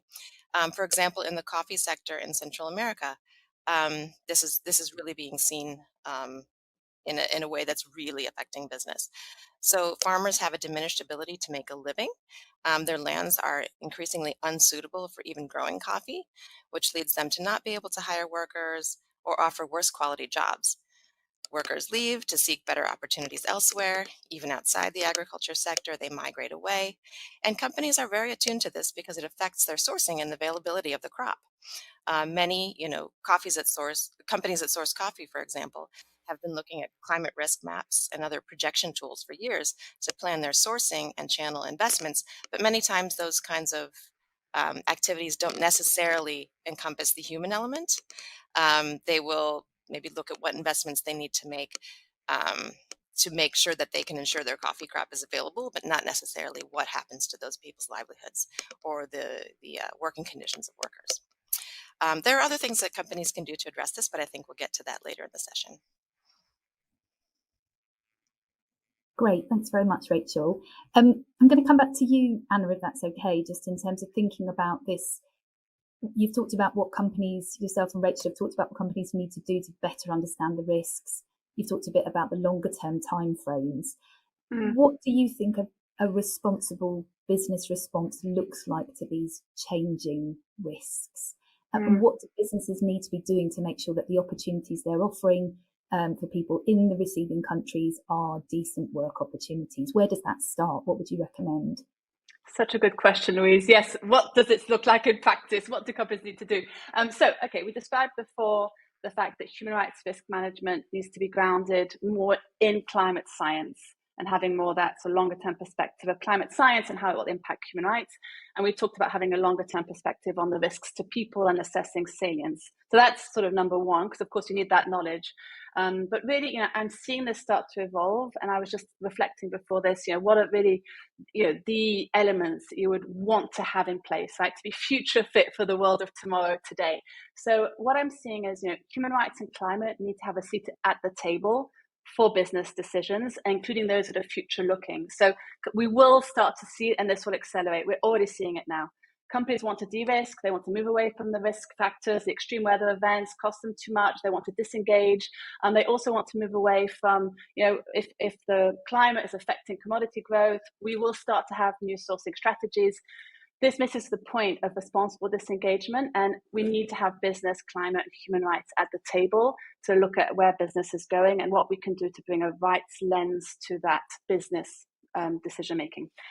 That's number one. And then number two, companies need to think about the resilience. We've heard a lot, from the other panelists here about the resilience of farmers and workers and community members to climate change. So in practice, what it looks like, and Rachel touched upon a number of those elements already, living wage, living income, collective bargaining, trade unions, tackling discrimination. You can start with migrant workers in countries that are likely to move linked to climate, and then sort of go outwards, so you can prioritize. But essentially, what are the actions you can take to build that resilience of the people in your value chain? We know that's not enough. We know that there's an enabling environment that needs to also look at this, and Pablo touched upon this as well. How can the company play a role to incentivize and push for a much stronger enabling environment? A little bit before, Nicole and Pablo, what you were saying, before sort of it gets too stretched, like what can we do now to try and build that enabling environment? Regulation, enforcement of regulation, social security, safety nets. This is where we read the beauty of collective, collaborative, creative leverage in the UNGPs comes in, of how we as buyers can play a role in policy issues that are so important, because our workers and our community members sit within that policy enabling environment. And the last thing I'd just say is sort of taking a step back and connecting this a bit more to responsibility when it comes to the company. This isn't a nice to do. Look, to put it really simply, we are in a system where Western companies have, since the Industrial Revolution began in the 1850s, they've grown. This is part of the economic development, right? But based on greenhouse gas emissions. And we now know that all these greenhouse gas emissions combined are impacting people, a lot of them further away from where these companies are based, and will impact people more and more. And so those who have not benefited from this economic development are those who will be harmed in the most severe way. So, there is reluctance, and I understand why, to tie companies' greenhouse gas emissions to human rights impacts because of retroactive remedy that this might entail. But I think we've got to just be a bit honest here and also think about that future role for companies when it comes to leaning in to play a role for those who will be impacted more severely by their greenhouse gas emissions, alongside, of course, a whole collective, which comes back to the collective responsibility. I don't want to suggest it's an individual one per se, but it's definitely this bigger collective conversation that we need to have. Thank you, Anna. And I think you paint a really clear picture of what businesses need to do. I think it's interesting whether the mindsets of where they need to be to do that at the moment. I mean, that's part of what I'm really curious about. Rachel, if I can go back to you in terms of that idea of a responsible business response, what would you add to what Anna said in terms of what you think businesses need to be thinking about and be prepared to do in response to these changes in migration and those changes in potential exploitation? Yeah, thanks. So endorse everything that Anna said. And to add a little bit of color to that, some of the things that we're seeing in the field that we're seeing working really well and are very promising. So one thing that companies can do, of course, is supporting farmer livelihoods through good purchasing practices. This can mean many things, like having stable long-term relationships with suppliers, thereby providing a livelihood stability for farmers in a volatile environment, paying fair prices. And in commodity agriculture, this can definitely mean more than the market price. Another is to support farmers' adaptation to climate change, making the necessary investments in the land to make the farm more resilient. These types of actions make farms more stable and better able to then provide decent work to farm workers. However, of course, that is not automatically the case. So it is really important that when these measures are implemented, they're always accompanied by some form of monitoring of labor standards. In receiving areas, I also wanted to mention, of course, I think in this particular forum, we're all familiar with responsible recruitment programs, and there are many organizations out there that run really strong ones. I'm thinking of labor rights organizations like Stronger Together and Verite and others, one of which we partner with, actually both of which we partner with. And we have a program in Mexico and Costa Rica with Stronger Together, where we're really building deep capacity of farm management and labor recruiters to coach them through setting up responsible recruitment systems and tools. So those are the kinds of investments companies can make in receiving areas where there are migrant workers. I also wanted to mention that companies should really be open to an innovation mindset. There's a lot of piloting happening right now in this whole space of the just transition. How do we bring together these issues and tackle root causes in a systemic way? For example, there are innovative programs around climate mitigation that seek to address climate change and provide decent livelihoods and working conditions simultaneously. We have a program in Cameroon where the community has set up a landscape management board with inclusive membership, women, indigenous people, etc. It makes bottom-up decisions about land use and land protection. And based on the decisions of that board, members of the community, including young people, are being trained to do carbon monitoring and data reporting. So these are jobs with good working conditions in which people feel they are contributing to the community's protection and prosperity. And this gives the jobs to the local people instead of what often happens in carbon monitoring projects is an external, probably global north-based organization will come in after the carbon has been sequestered or the carbon projects have happened and do the monitoring data collection. Great, thank you, Rachel. Nicole, I'm going to come to you on this question now. If you can give us a slightly sort of different perspective. We've talked about, the responsible business response, but businesses don't, operate in isolation. You've also got the role of government. So from your perspective, how do governments need to facilitate and support and help businesses to react in a responsible way to these the changes in migration and the risks of exploitation? Thank you, Louise. Yes, I think obviously businesses have a really important role to play, but I think there's a limit somewhat to what they can do if there's not a level playing field. And so we firmly believe, we've done some extensive research on looking at a number of different responses and approaches to addressing exploitation in supply chains. And we believe that governments have a really critical role that will enable businesses to be more effective. So what we're seeing at the moment, there's an unlevel playing field where responsible businesses are playing their part, but find it difficult to compete. And particularly if you throw in additional pressures in the system, like what we're talking about, the impact of climate and conflict on labour supply, for example, we think it makes it difficult for responsible businesses to compete with those that are not committed to maintaining those standards. So we believe that there's a few key instruments, I think, that governments should be introducing that show the most promise at the moment. And they are, I think, speaking to what Anna said earlier, it's about due diligence approaches, but an enforced requirement to take due diligence approaches very seriously, so that all businesses, not just those that are choosing to be responsible, but all businesses actively identify and address risks of exploitation in their supply chains. And I think also to again, another point Anna made earlier is I think part of that is there's scope to predict emerging trends and to ensure that the supply chains and the processes enable businesses to adequately prevent finding exploitation in their supply chains. The other mechanism, which is also important in our opinion, and it shows some promise, it needs to be well targeted, but the introduction of import bans that prevent products made from forced labour and labour exploitation from entering markets and undermining competitiveness of responsible businesses. So they are sort of two ways to level the playing field and enable these efforts that we're talking about today to actually be effective and not undermine competitiveness. Great, thank you, Nicole. And we could probably do a whole separate session on import bans and pros and cons with different views, I'm sure. Pablo, if I can come back to you, I mean, from the IOM perspective, do you see, in terms of responses to these risks, do you see businesses, governments, institutions like your own, civil society, working together yet on these issues? Do you see an opportunity there, even if perhaps it's not happening yet?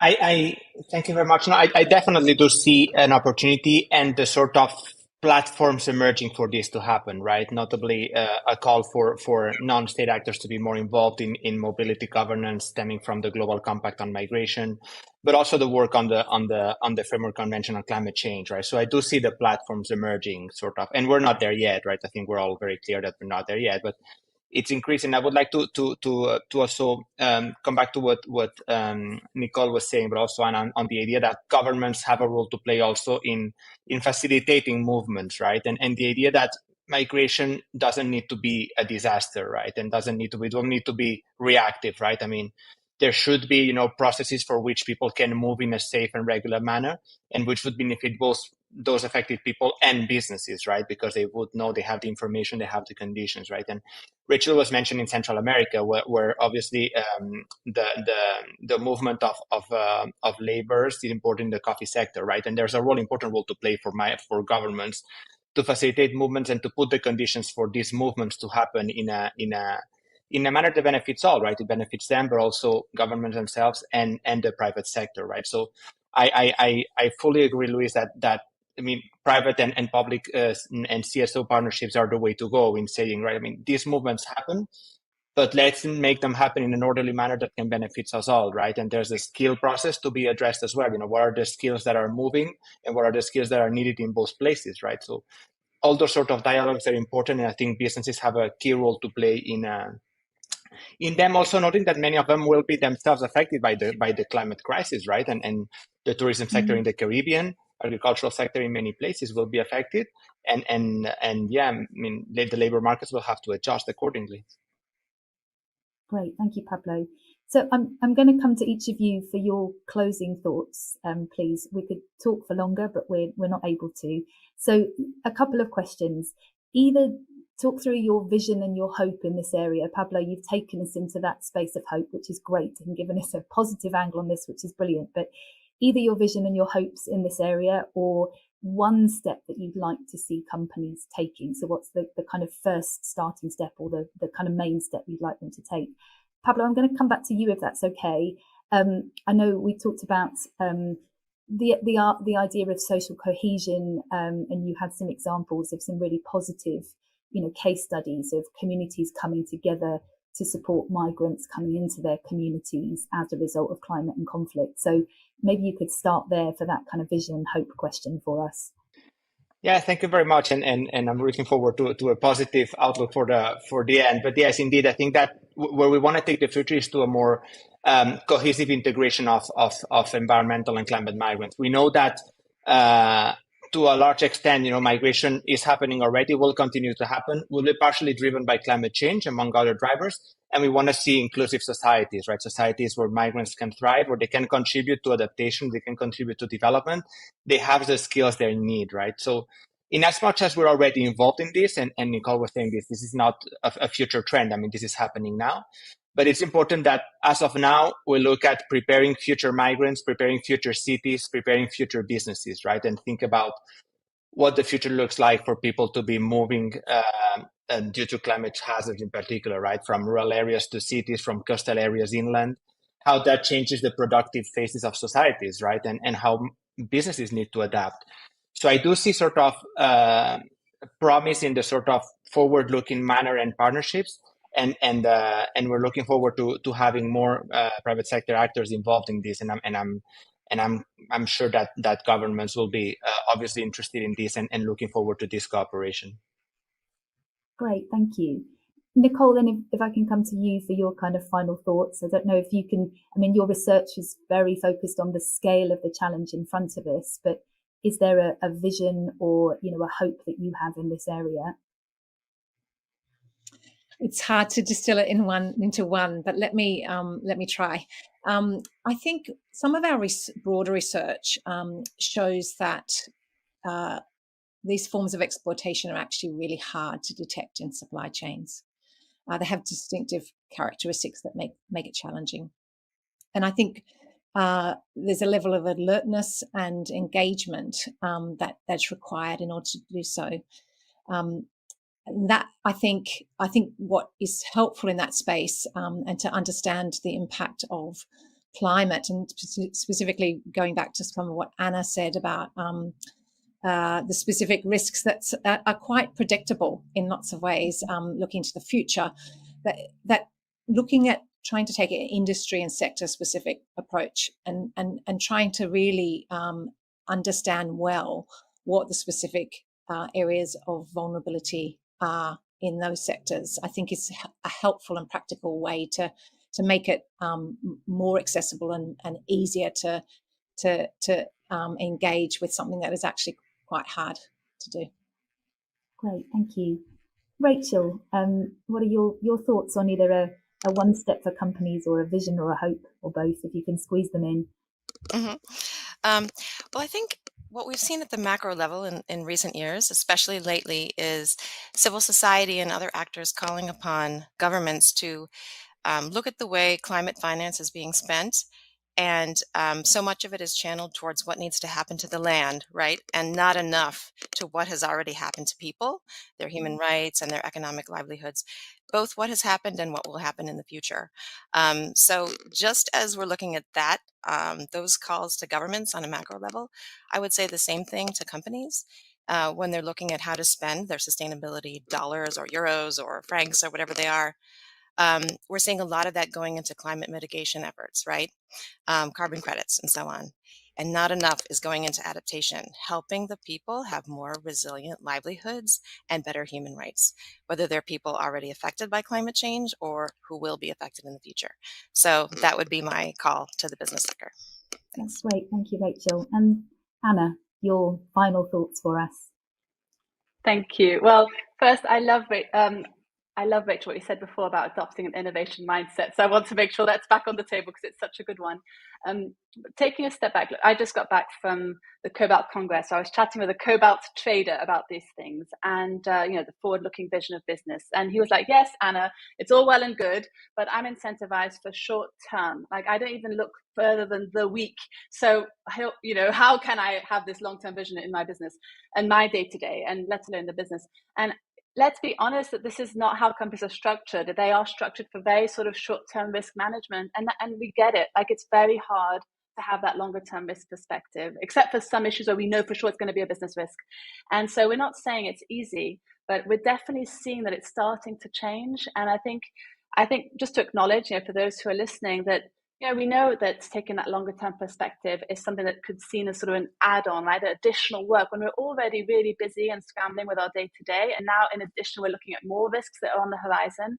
And what I would just say to that is there was a session in Glasgow that really stuck with me, which was about this topic. And the end of it, sort of the facilitator said, look, the reality is that this is the only time where we'll be able to take a rights-based approach to these topics, because every year that goes by, it becomes less and less possible and likely, because we will start to scramble more and more. And if you look at one of those UN figures of sort of 1.2 billion displaced by 2050 out of 9.8, so it's a big percentage, we will be in a very different world. And so the point here is that we can make it short term by saying, if you want to be business in the future, we need to be starting to think about this today, because these are real risks to the business in addition to risk to people and planet. The business case has been made, but for a long-term business that wants to be here in the future, for sure. If you want to be short-term, then it might be harder. And I think any company, who wants to thrive, they want to be here tomorrow. They want to be here in 2030. So that's what we're saying. If you want to be here in 2030, we're looking at the risks in 2030 and what you need to do today. That would be what I would leave people with. Brilliant. Thank you so much. So thank you so much to our panelists today, to Anna, Nicole, Pablo and Rachel. Thank you for all your ideas. We've had lots of things that definitely I'm going to go away thinking about, how do we not scramble around on this issue, end up being on the back foot when actually we can be on the front foot? How do we start building this into whatever type of organisation we are, start building this into our thinking today, how we're going to deal with these changes in migration, what steps can we take that will reduce exploitation for vulnerable people? And there are things that we can do. And leaving as well with Rachel's encouragement that we use innovative mindsets, and Pablo's call that we look at how we kind of work together. We've had great representation across sectors on today's panel. I've really enjoyed it and hope that you've all got something from it as well. Thank you very much indeed, everyone. Thank you so much.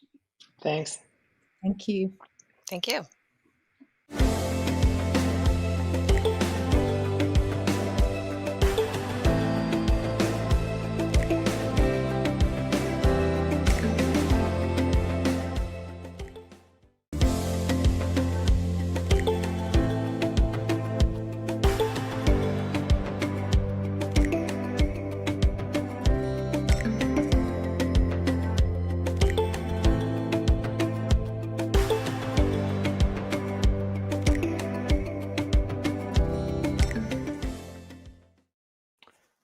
Hello everyone, I'm Neil Wilkins and I lead the Migrant Workers Programme at the Institute for Human Rights and Business.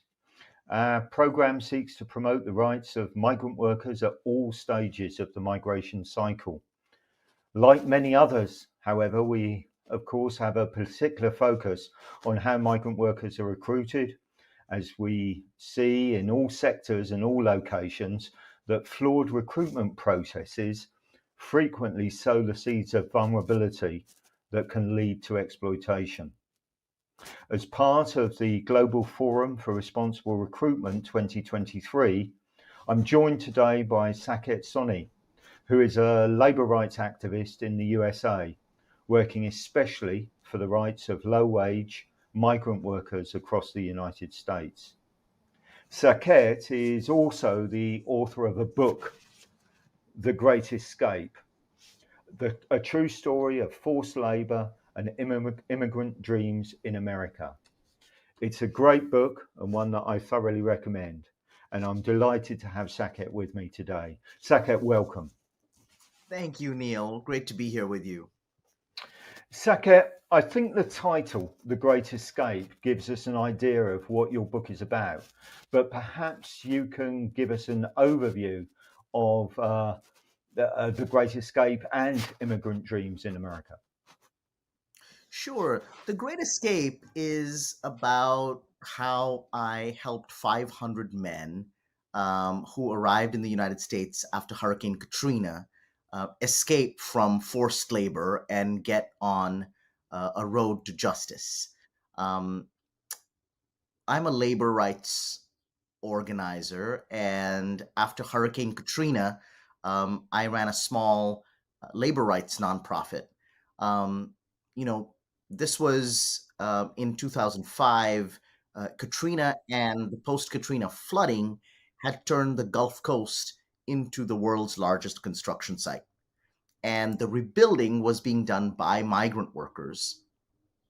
My days would start at 5:30 in the morning under 60-foot tall statue of Robert E. Lee. And underneath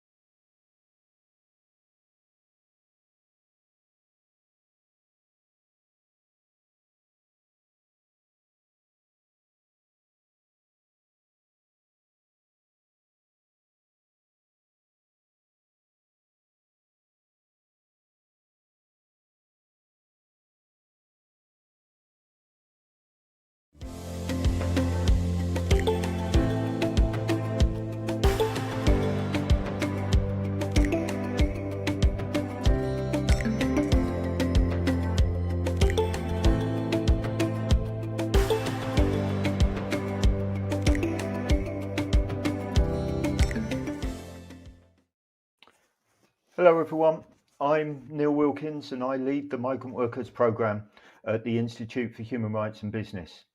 Our programme seeks to promote the rights of migrant workers at all stages of the migration cycle.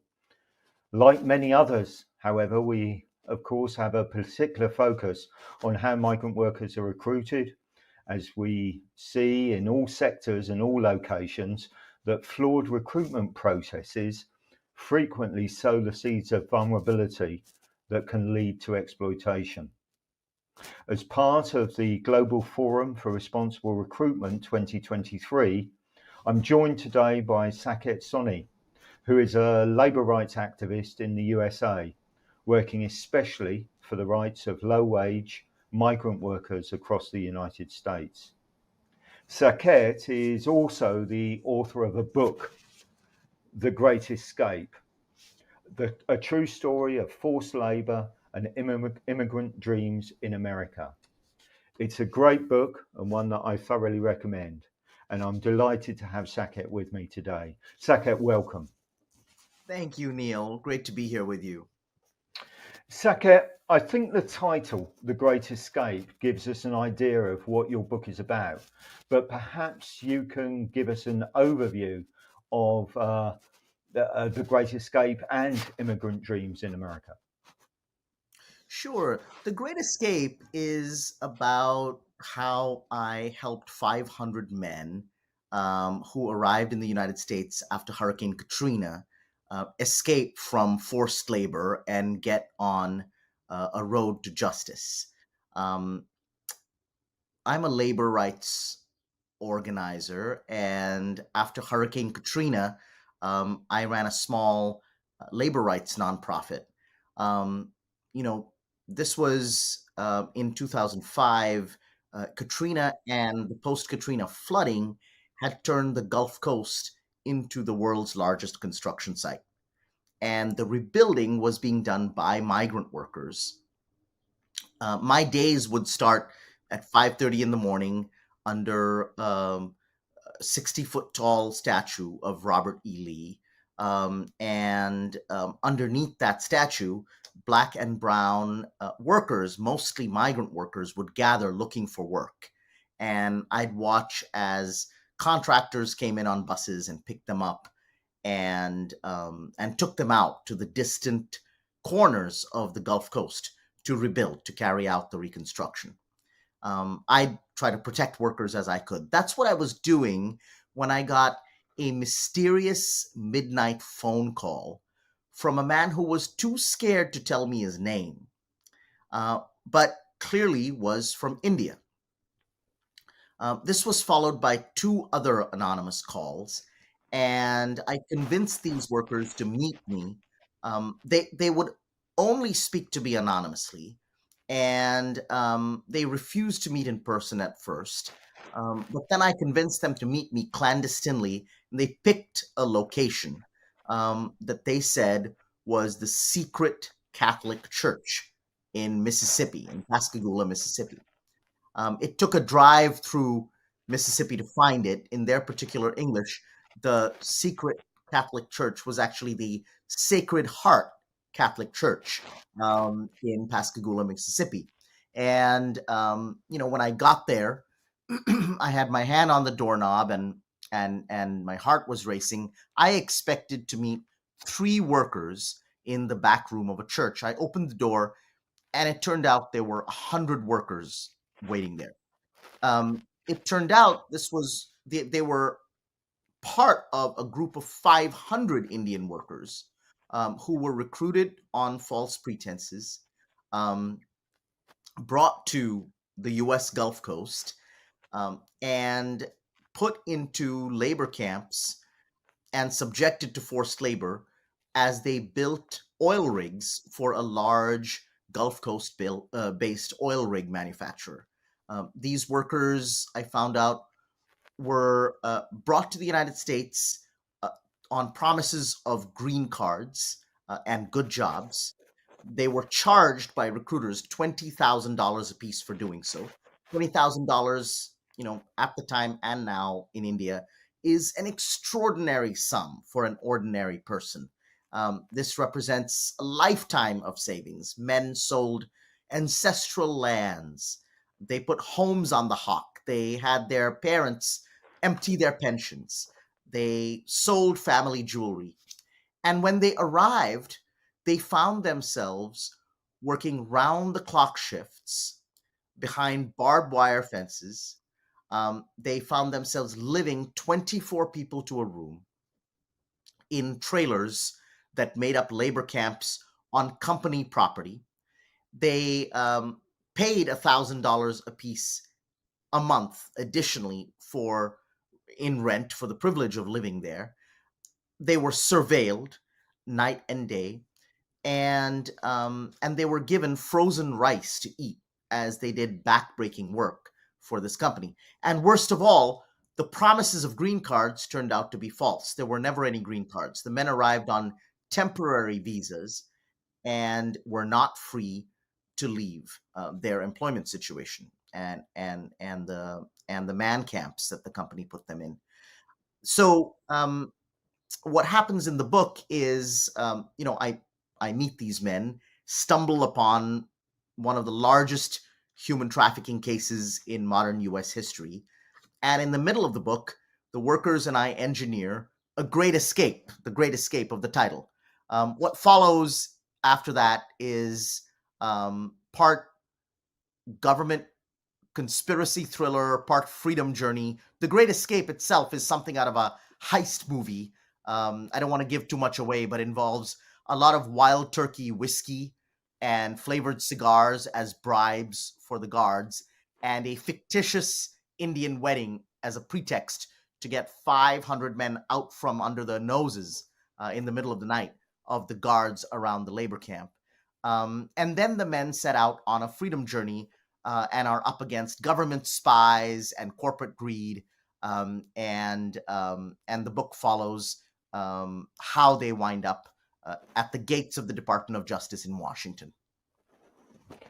Saket, that's great. And you refer there to the title of the book, which is, of course, is The Great Escape, and that clearly refers to the workers getting away from this situation of exploitation that they found themselves trapped in.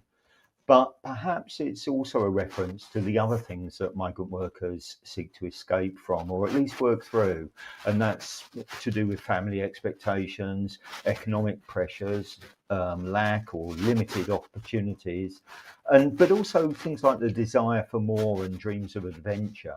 Perhaps you can tell us a little bit about that. Yeah, when I was writing this book, I thought about the way most people receive stories of migrants and immigrants. Most people get those stories from the news. And in the news, here in the United States and probably around the world, in the news, migrant workers and migrants in general either need to be, either have problems to be solved, or they are the problem.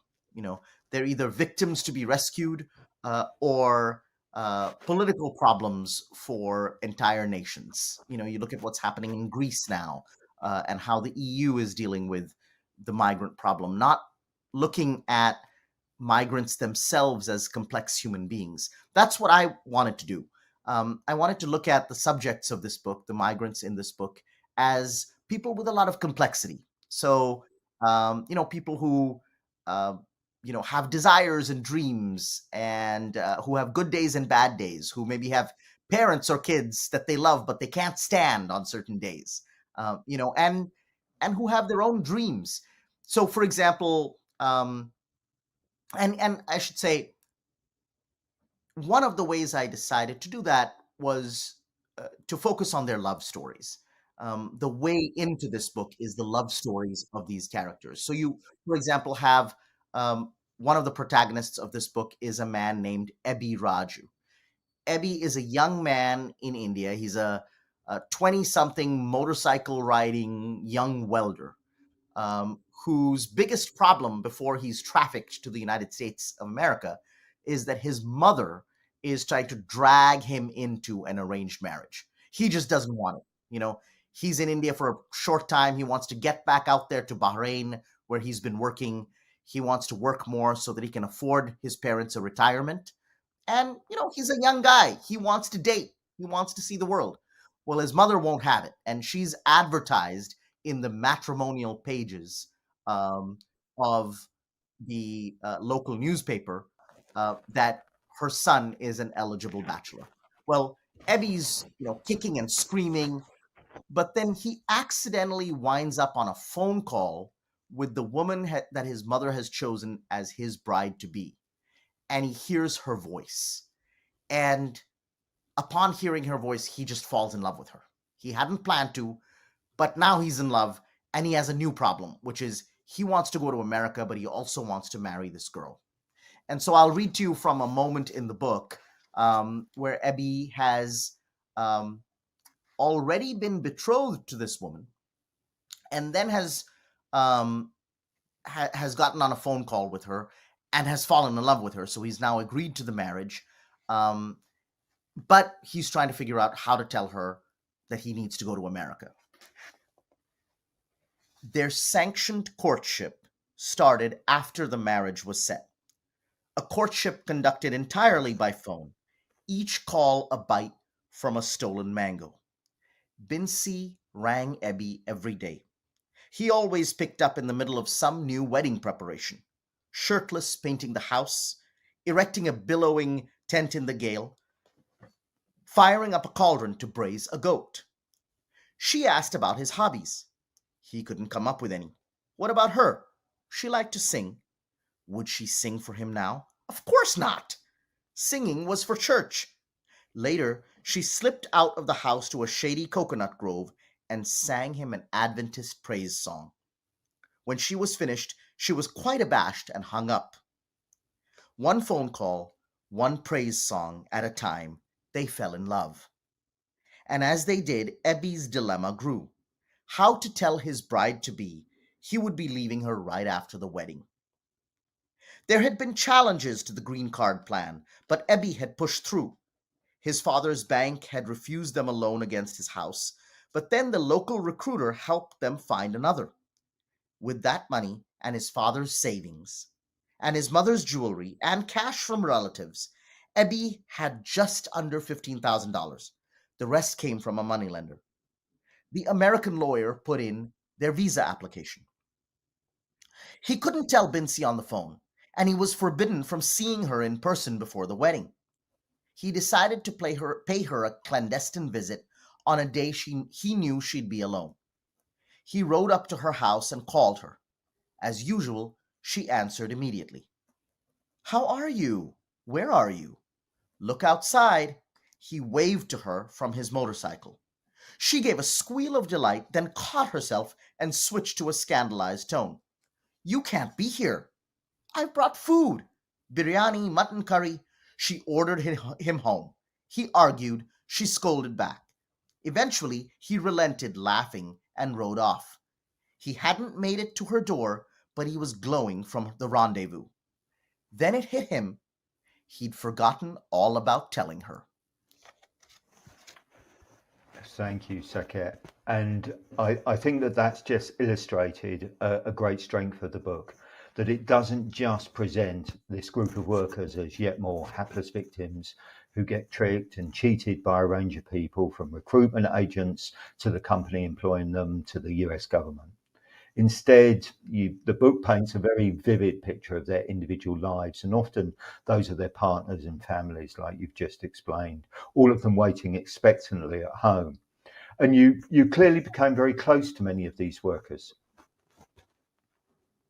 Yeah, one of the things that sustained me through a very difficult campaign was the friendships I built with these men. So, for example, Ebby Raju, the character I just read about, he and I continue to be friends.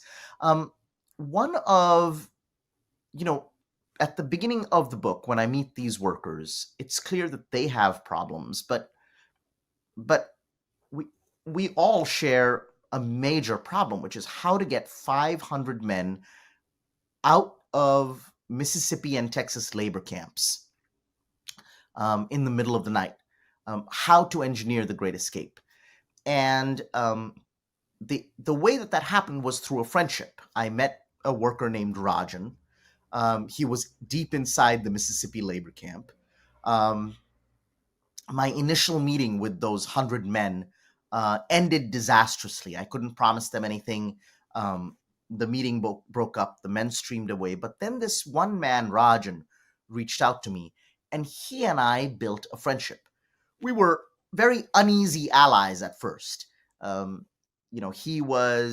was from a liberal North Indian family, from a New Delhi family that was, really liberal. In fact, my parents might have been the only parents in the history of India to let their kid go to the United States to study theater. That's how liberal my parents were. Meanwhile, Rajan was from a conservative South Indian family that came from an ancient warrior clan. Rajan was scandalized at my lifestyle in the United States. The fact that I didn't have a temple at home, an altar at home for prayers. The fact that I dated and hadn't married an Indian woman. The fact that I ate steak. He would tell me that's a sin, and I would say only if you order it well done. And we would fight about that. But over the course of time, we struck a real deep friendship. And that friendship really was the basis of building the entire campaign, The Great Escape, at the center of the book. The friendship also sustained us on the journey that came after The Great Escape. The pressure was building for the men. They were now out of work and undocumented and marching on foot from New Orleans to Washington. And meanwhile, at home, moneylenders were circling their families. Rajan and I really helped the men keep their resolve. Our strategy was that, coming out of the labor camps, we had filed an allegation of human trafficking to the Department of Justice. And we expected that the Justice Department would open an investigation, send law enforcement officials, and grant these workers the special humanitarian status that comes with work permits accorded to migrants who are victims of trafficking while the investigation was open. Instead, the Department of Justice didn't open an investigation, and there was an initial call from the FBI that didn't come. And then we were out in the cold. So we started marching towards Washington for an answer, not knowing that deep inside the government, there were secret, deals and agents with their own corrupt ties to the company. And the pressures like that, those kinds of pressures, sadly, really wound up, in a heartbreaking way, ending my friendship with Rajan. And that's also the great tragedy kind of towards the end of the book, is that under his own pressure, Rajan turned on the campaign and turned on me, and I mourned the death of a friendship. Yeah, and it comes across in all of the pages about the friendship that you have with Rajan and the time toll and the toll on everyone who was a part of this campaign. One of the recurring themes throughout the book is food, and in particular the food of the Indian workers' homeland, which is often described in great detail. Why did you see this as an important part of telling the workers' story? It was so deeply important at the time, and it's a deep part of the book. It started in the labor camps. These 500 men came from places with extraordinary food, and then they were in a labor camp where they were given frozen rice to eat, which they sucked to warm it up before they could swallow it, or at best stale bread or stale pizza. The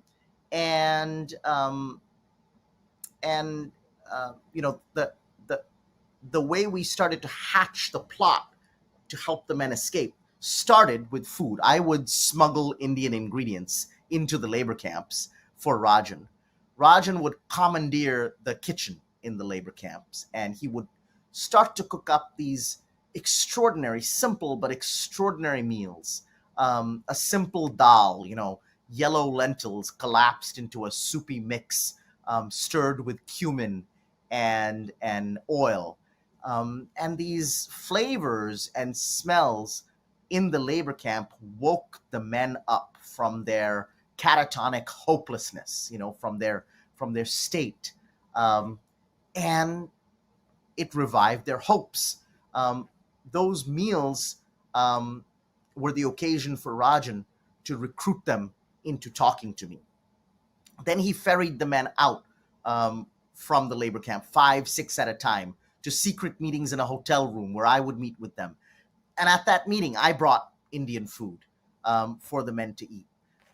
When we escaped and on our way to Washington, whenever Rajan and I had major problems to solve, we would solve them over food. The biggest problem came in Washington, D.C., when, the counter campaign run by the company and its lobbyists and allies, framed us as a special interest group. And meanwhile, secret agents inside the government, people who had their own relationship with the company and their own self-interests, cast the workers as the criminals, not victims of trafficking, but criminals out to defraud the U.S. government. And as we saw our support, evaporating in Washington, Rajan and I solved that problem over a meal. And there's a scene in the book that features Rajan and I in a kitchen, and Rajan teaching me how to cook a mouth-watering meal, a kind of one pot meal of rice and chicken, a kind of a Bedouin version of biryani that involves 22 spices, and the Rajan lifts up the lid, and there's this unbelievable fragrant steam rising from the pot. And over this mouth-watering meal, Rajan and I realized that the next step of the campaign, after the Great Escape and a 14-day march to Washington, the next step is a hunger strike. And so renouncing food becomes the most important thing that these men do, to show that theirs is a moral struggle, not a political self-interest, or a tactic. So food played such an important part of the book because it played such an important role in the men's lives. Great. And, some of the descriptions are certainly mouth-watering, and I can understand how important this is to workers so far away from home, from everything that they hold dear, and we can easily see that place, the food and the tastes and smells of home, the things that those conjure up for people. The workers, the majority of the workers were able to resolve their cases successfully with the US government, and many of them were granted the right to remain in the US. I know that you're still in touch with many of the workers that took part in this struggle. Can you tell us a little about their lives now? Yes, we're a deep part of each other's lives. The book, and I don't think this is a spoiler. This is a rare migrant workers story that ends well. At the end of the book, the men are reunited with their spouses and families, children. There's a gorgeous scene at the end of the book where Ebi Raju, that young welder, 3 years later, he's reunited with his wife, and his wife was pregnant when Ebi left for the United States. So he's also reunited with his 3-year-old son. So at the end of the book, Ebi is standing in the Atlanta airport waiting for his wife Bincy and his 3-year-old son to arrive. And he's wondering whether his son will come into his arms because he's never met his father. So Ebi's carrying a little toy for his son, a small yellow JVC excavator, and he sees Bincy's head pop from above the escalator, and Binsi runs to him, and Ebi nervously hands his son the excavator, but his son doesn't want it. His son just leaps into his arms. So that's the scene of reunion at the end of at the end of the book. Ebi and I continue to be friends after that scene. We wound up at his house, his new little apartment that he had fixed up for Binsi and his son. Binsi cooked this extraordinary meal for us to commemorate, the beginning of her new life with her husband. And Binsi and Ebi went on to become citizens of the United States. They are now voting in elections. Ebi and I went to India a few months ago to meet his extended family in India. So in a beautiful way, the workers and I are in each other's lives. We're friends, and they're now joining unions.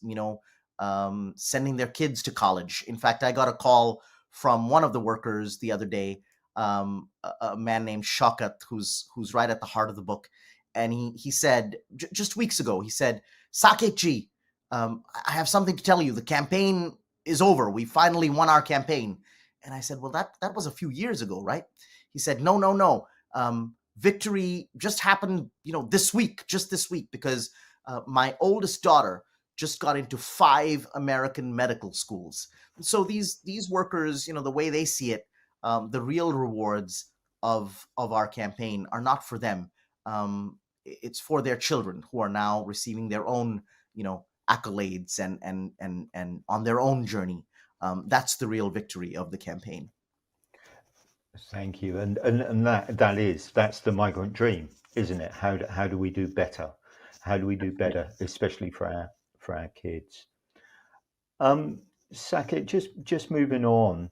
The workers in this story originally came to the USA to work as part of cleanup operations following Hurricane Katrina in 2009.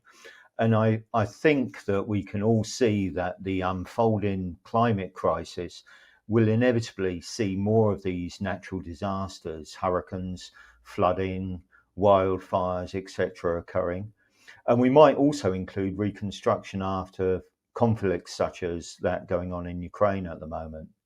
Now, you've now founded an organization called Resilience Force. Can you tell us a little about that and what you hope to achieve? Yeah, what I didn't know at the time when I met these workers, was that they were just the first among many, many workers who would emerge as the labor force that is repairing homes and schools and cities and entire economies after climate disaster. Hurricane Katrina in 2005 was supposed to have been a once in 100-year event. Well, since Hurricane Katrina, we've seen over $200 billion disasters in the United States, disasters that have caused $1 billion of damage or more. And all of that damage is being repaired by migrant workers.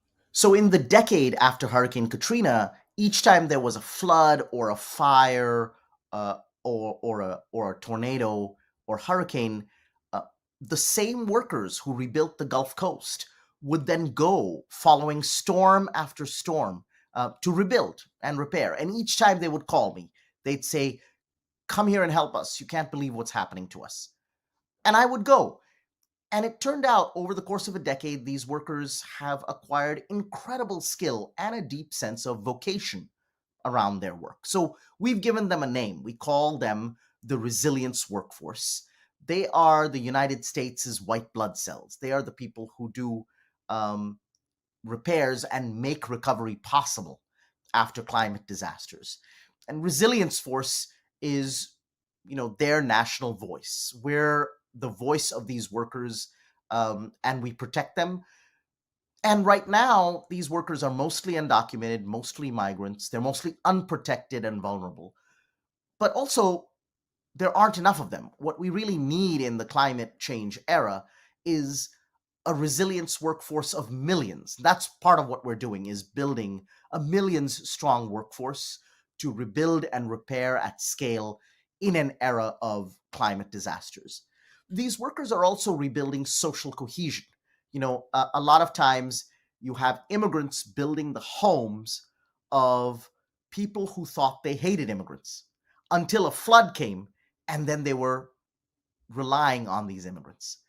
You often have these immigrants going into conservative areas where politically the most important electoral issue was building a wall to keep them out, until a hurricane came and the most important issue became, rebuilding homes and schools and keeping the tax base. So we're at work building the bonds and lasting friendships between migrants and the U.S. born, between the workers and their beneficiaries, so that those lasting friendships can be a source of true resilience. I think that we saw very similar during COVID, of course, with key workers, the nurses, the care home assistants, the dust cart men, all of these people who kept our vital services going at some risk to themselves during these disasters. And I think that the other point is that, even though we use the word crisis to describe these situations, that's not an excuse to suspend normal labour rights and other associated sort of international standards. And so, are there any specific recommendations that you'd like to make in dealing with the aftermath of these disasters? How can governments and businesses react when these things happen? And what is the best way to protect these very vital workforces? Well, I think it's just what you said. The sense of emergency and the sense of crisis has been used all too often as an opportunity to suspend labor rights, to cut costs by, putting 8 people in a room instead of 2 in a cleanup site, or to say, well, we don't have, we don't have the luxury right now to raise wages. In fact, we need to reduce wages. And instead of that, what we really need to do is look at disasters and their aftermath as a reason for bolstering labor rights, a reason for for making sure the workforce on whom recovery depends, that workforce and all of its members are safe and secure. Because we suddenly disasters reveal that we live in an interdependent world. We depend on these workers. During the pandemic here in the US and probably around the world, we were going out into the streets or up on our balconies on Friday nights, and we were applauding for essential workers. The sounds of clapping would rain down, in cities like New York and Chicago. In New Delhi, people would go up with pots and pans and clang, to express their gratitude. And gratitude is important. It was really important that there was recognition for the essential workers who kept us going. But gratitude isn't enough. People also needs rights and respect and union contracts and and a chance to protect themselves from the raging pandemic or whatever other emergency. For businesses in particular, what I see all the time is there's 2 kinds of businesses after disaster. There's the businesses that want to get on the high road and they need help. They want to treat workers well because they understand that their workforce is the key to their business. The only competitive advantage they have is a reliable, ready workforce that is skilled and trained and can carry out the work, of recovering from an emergency. And they want to do right by their workers and they're guided by values. Those are the high road businesses. But we all have a responsibility to make sure those businesses have incentives to stay on the high road. Instead, what you have is a world where the high road businesses can be undercut anytime by the low road businesses, the ones who don't pay well, the ones who cut costs, the ones who are only too happy to steal wages or make promises to attract workers and then pay, much less than they offered.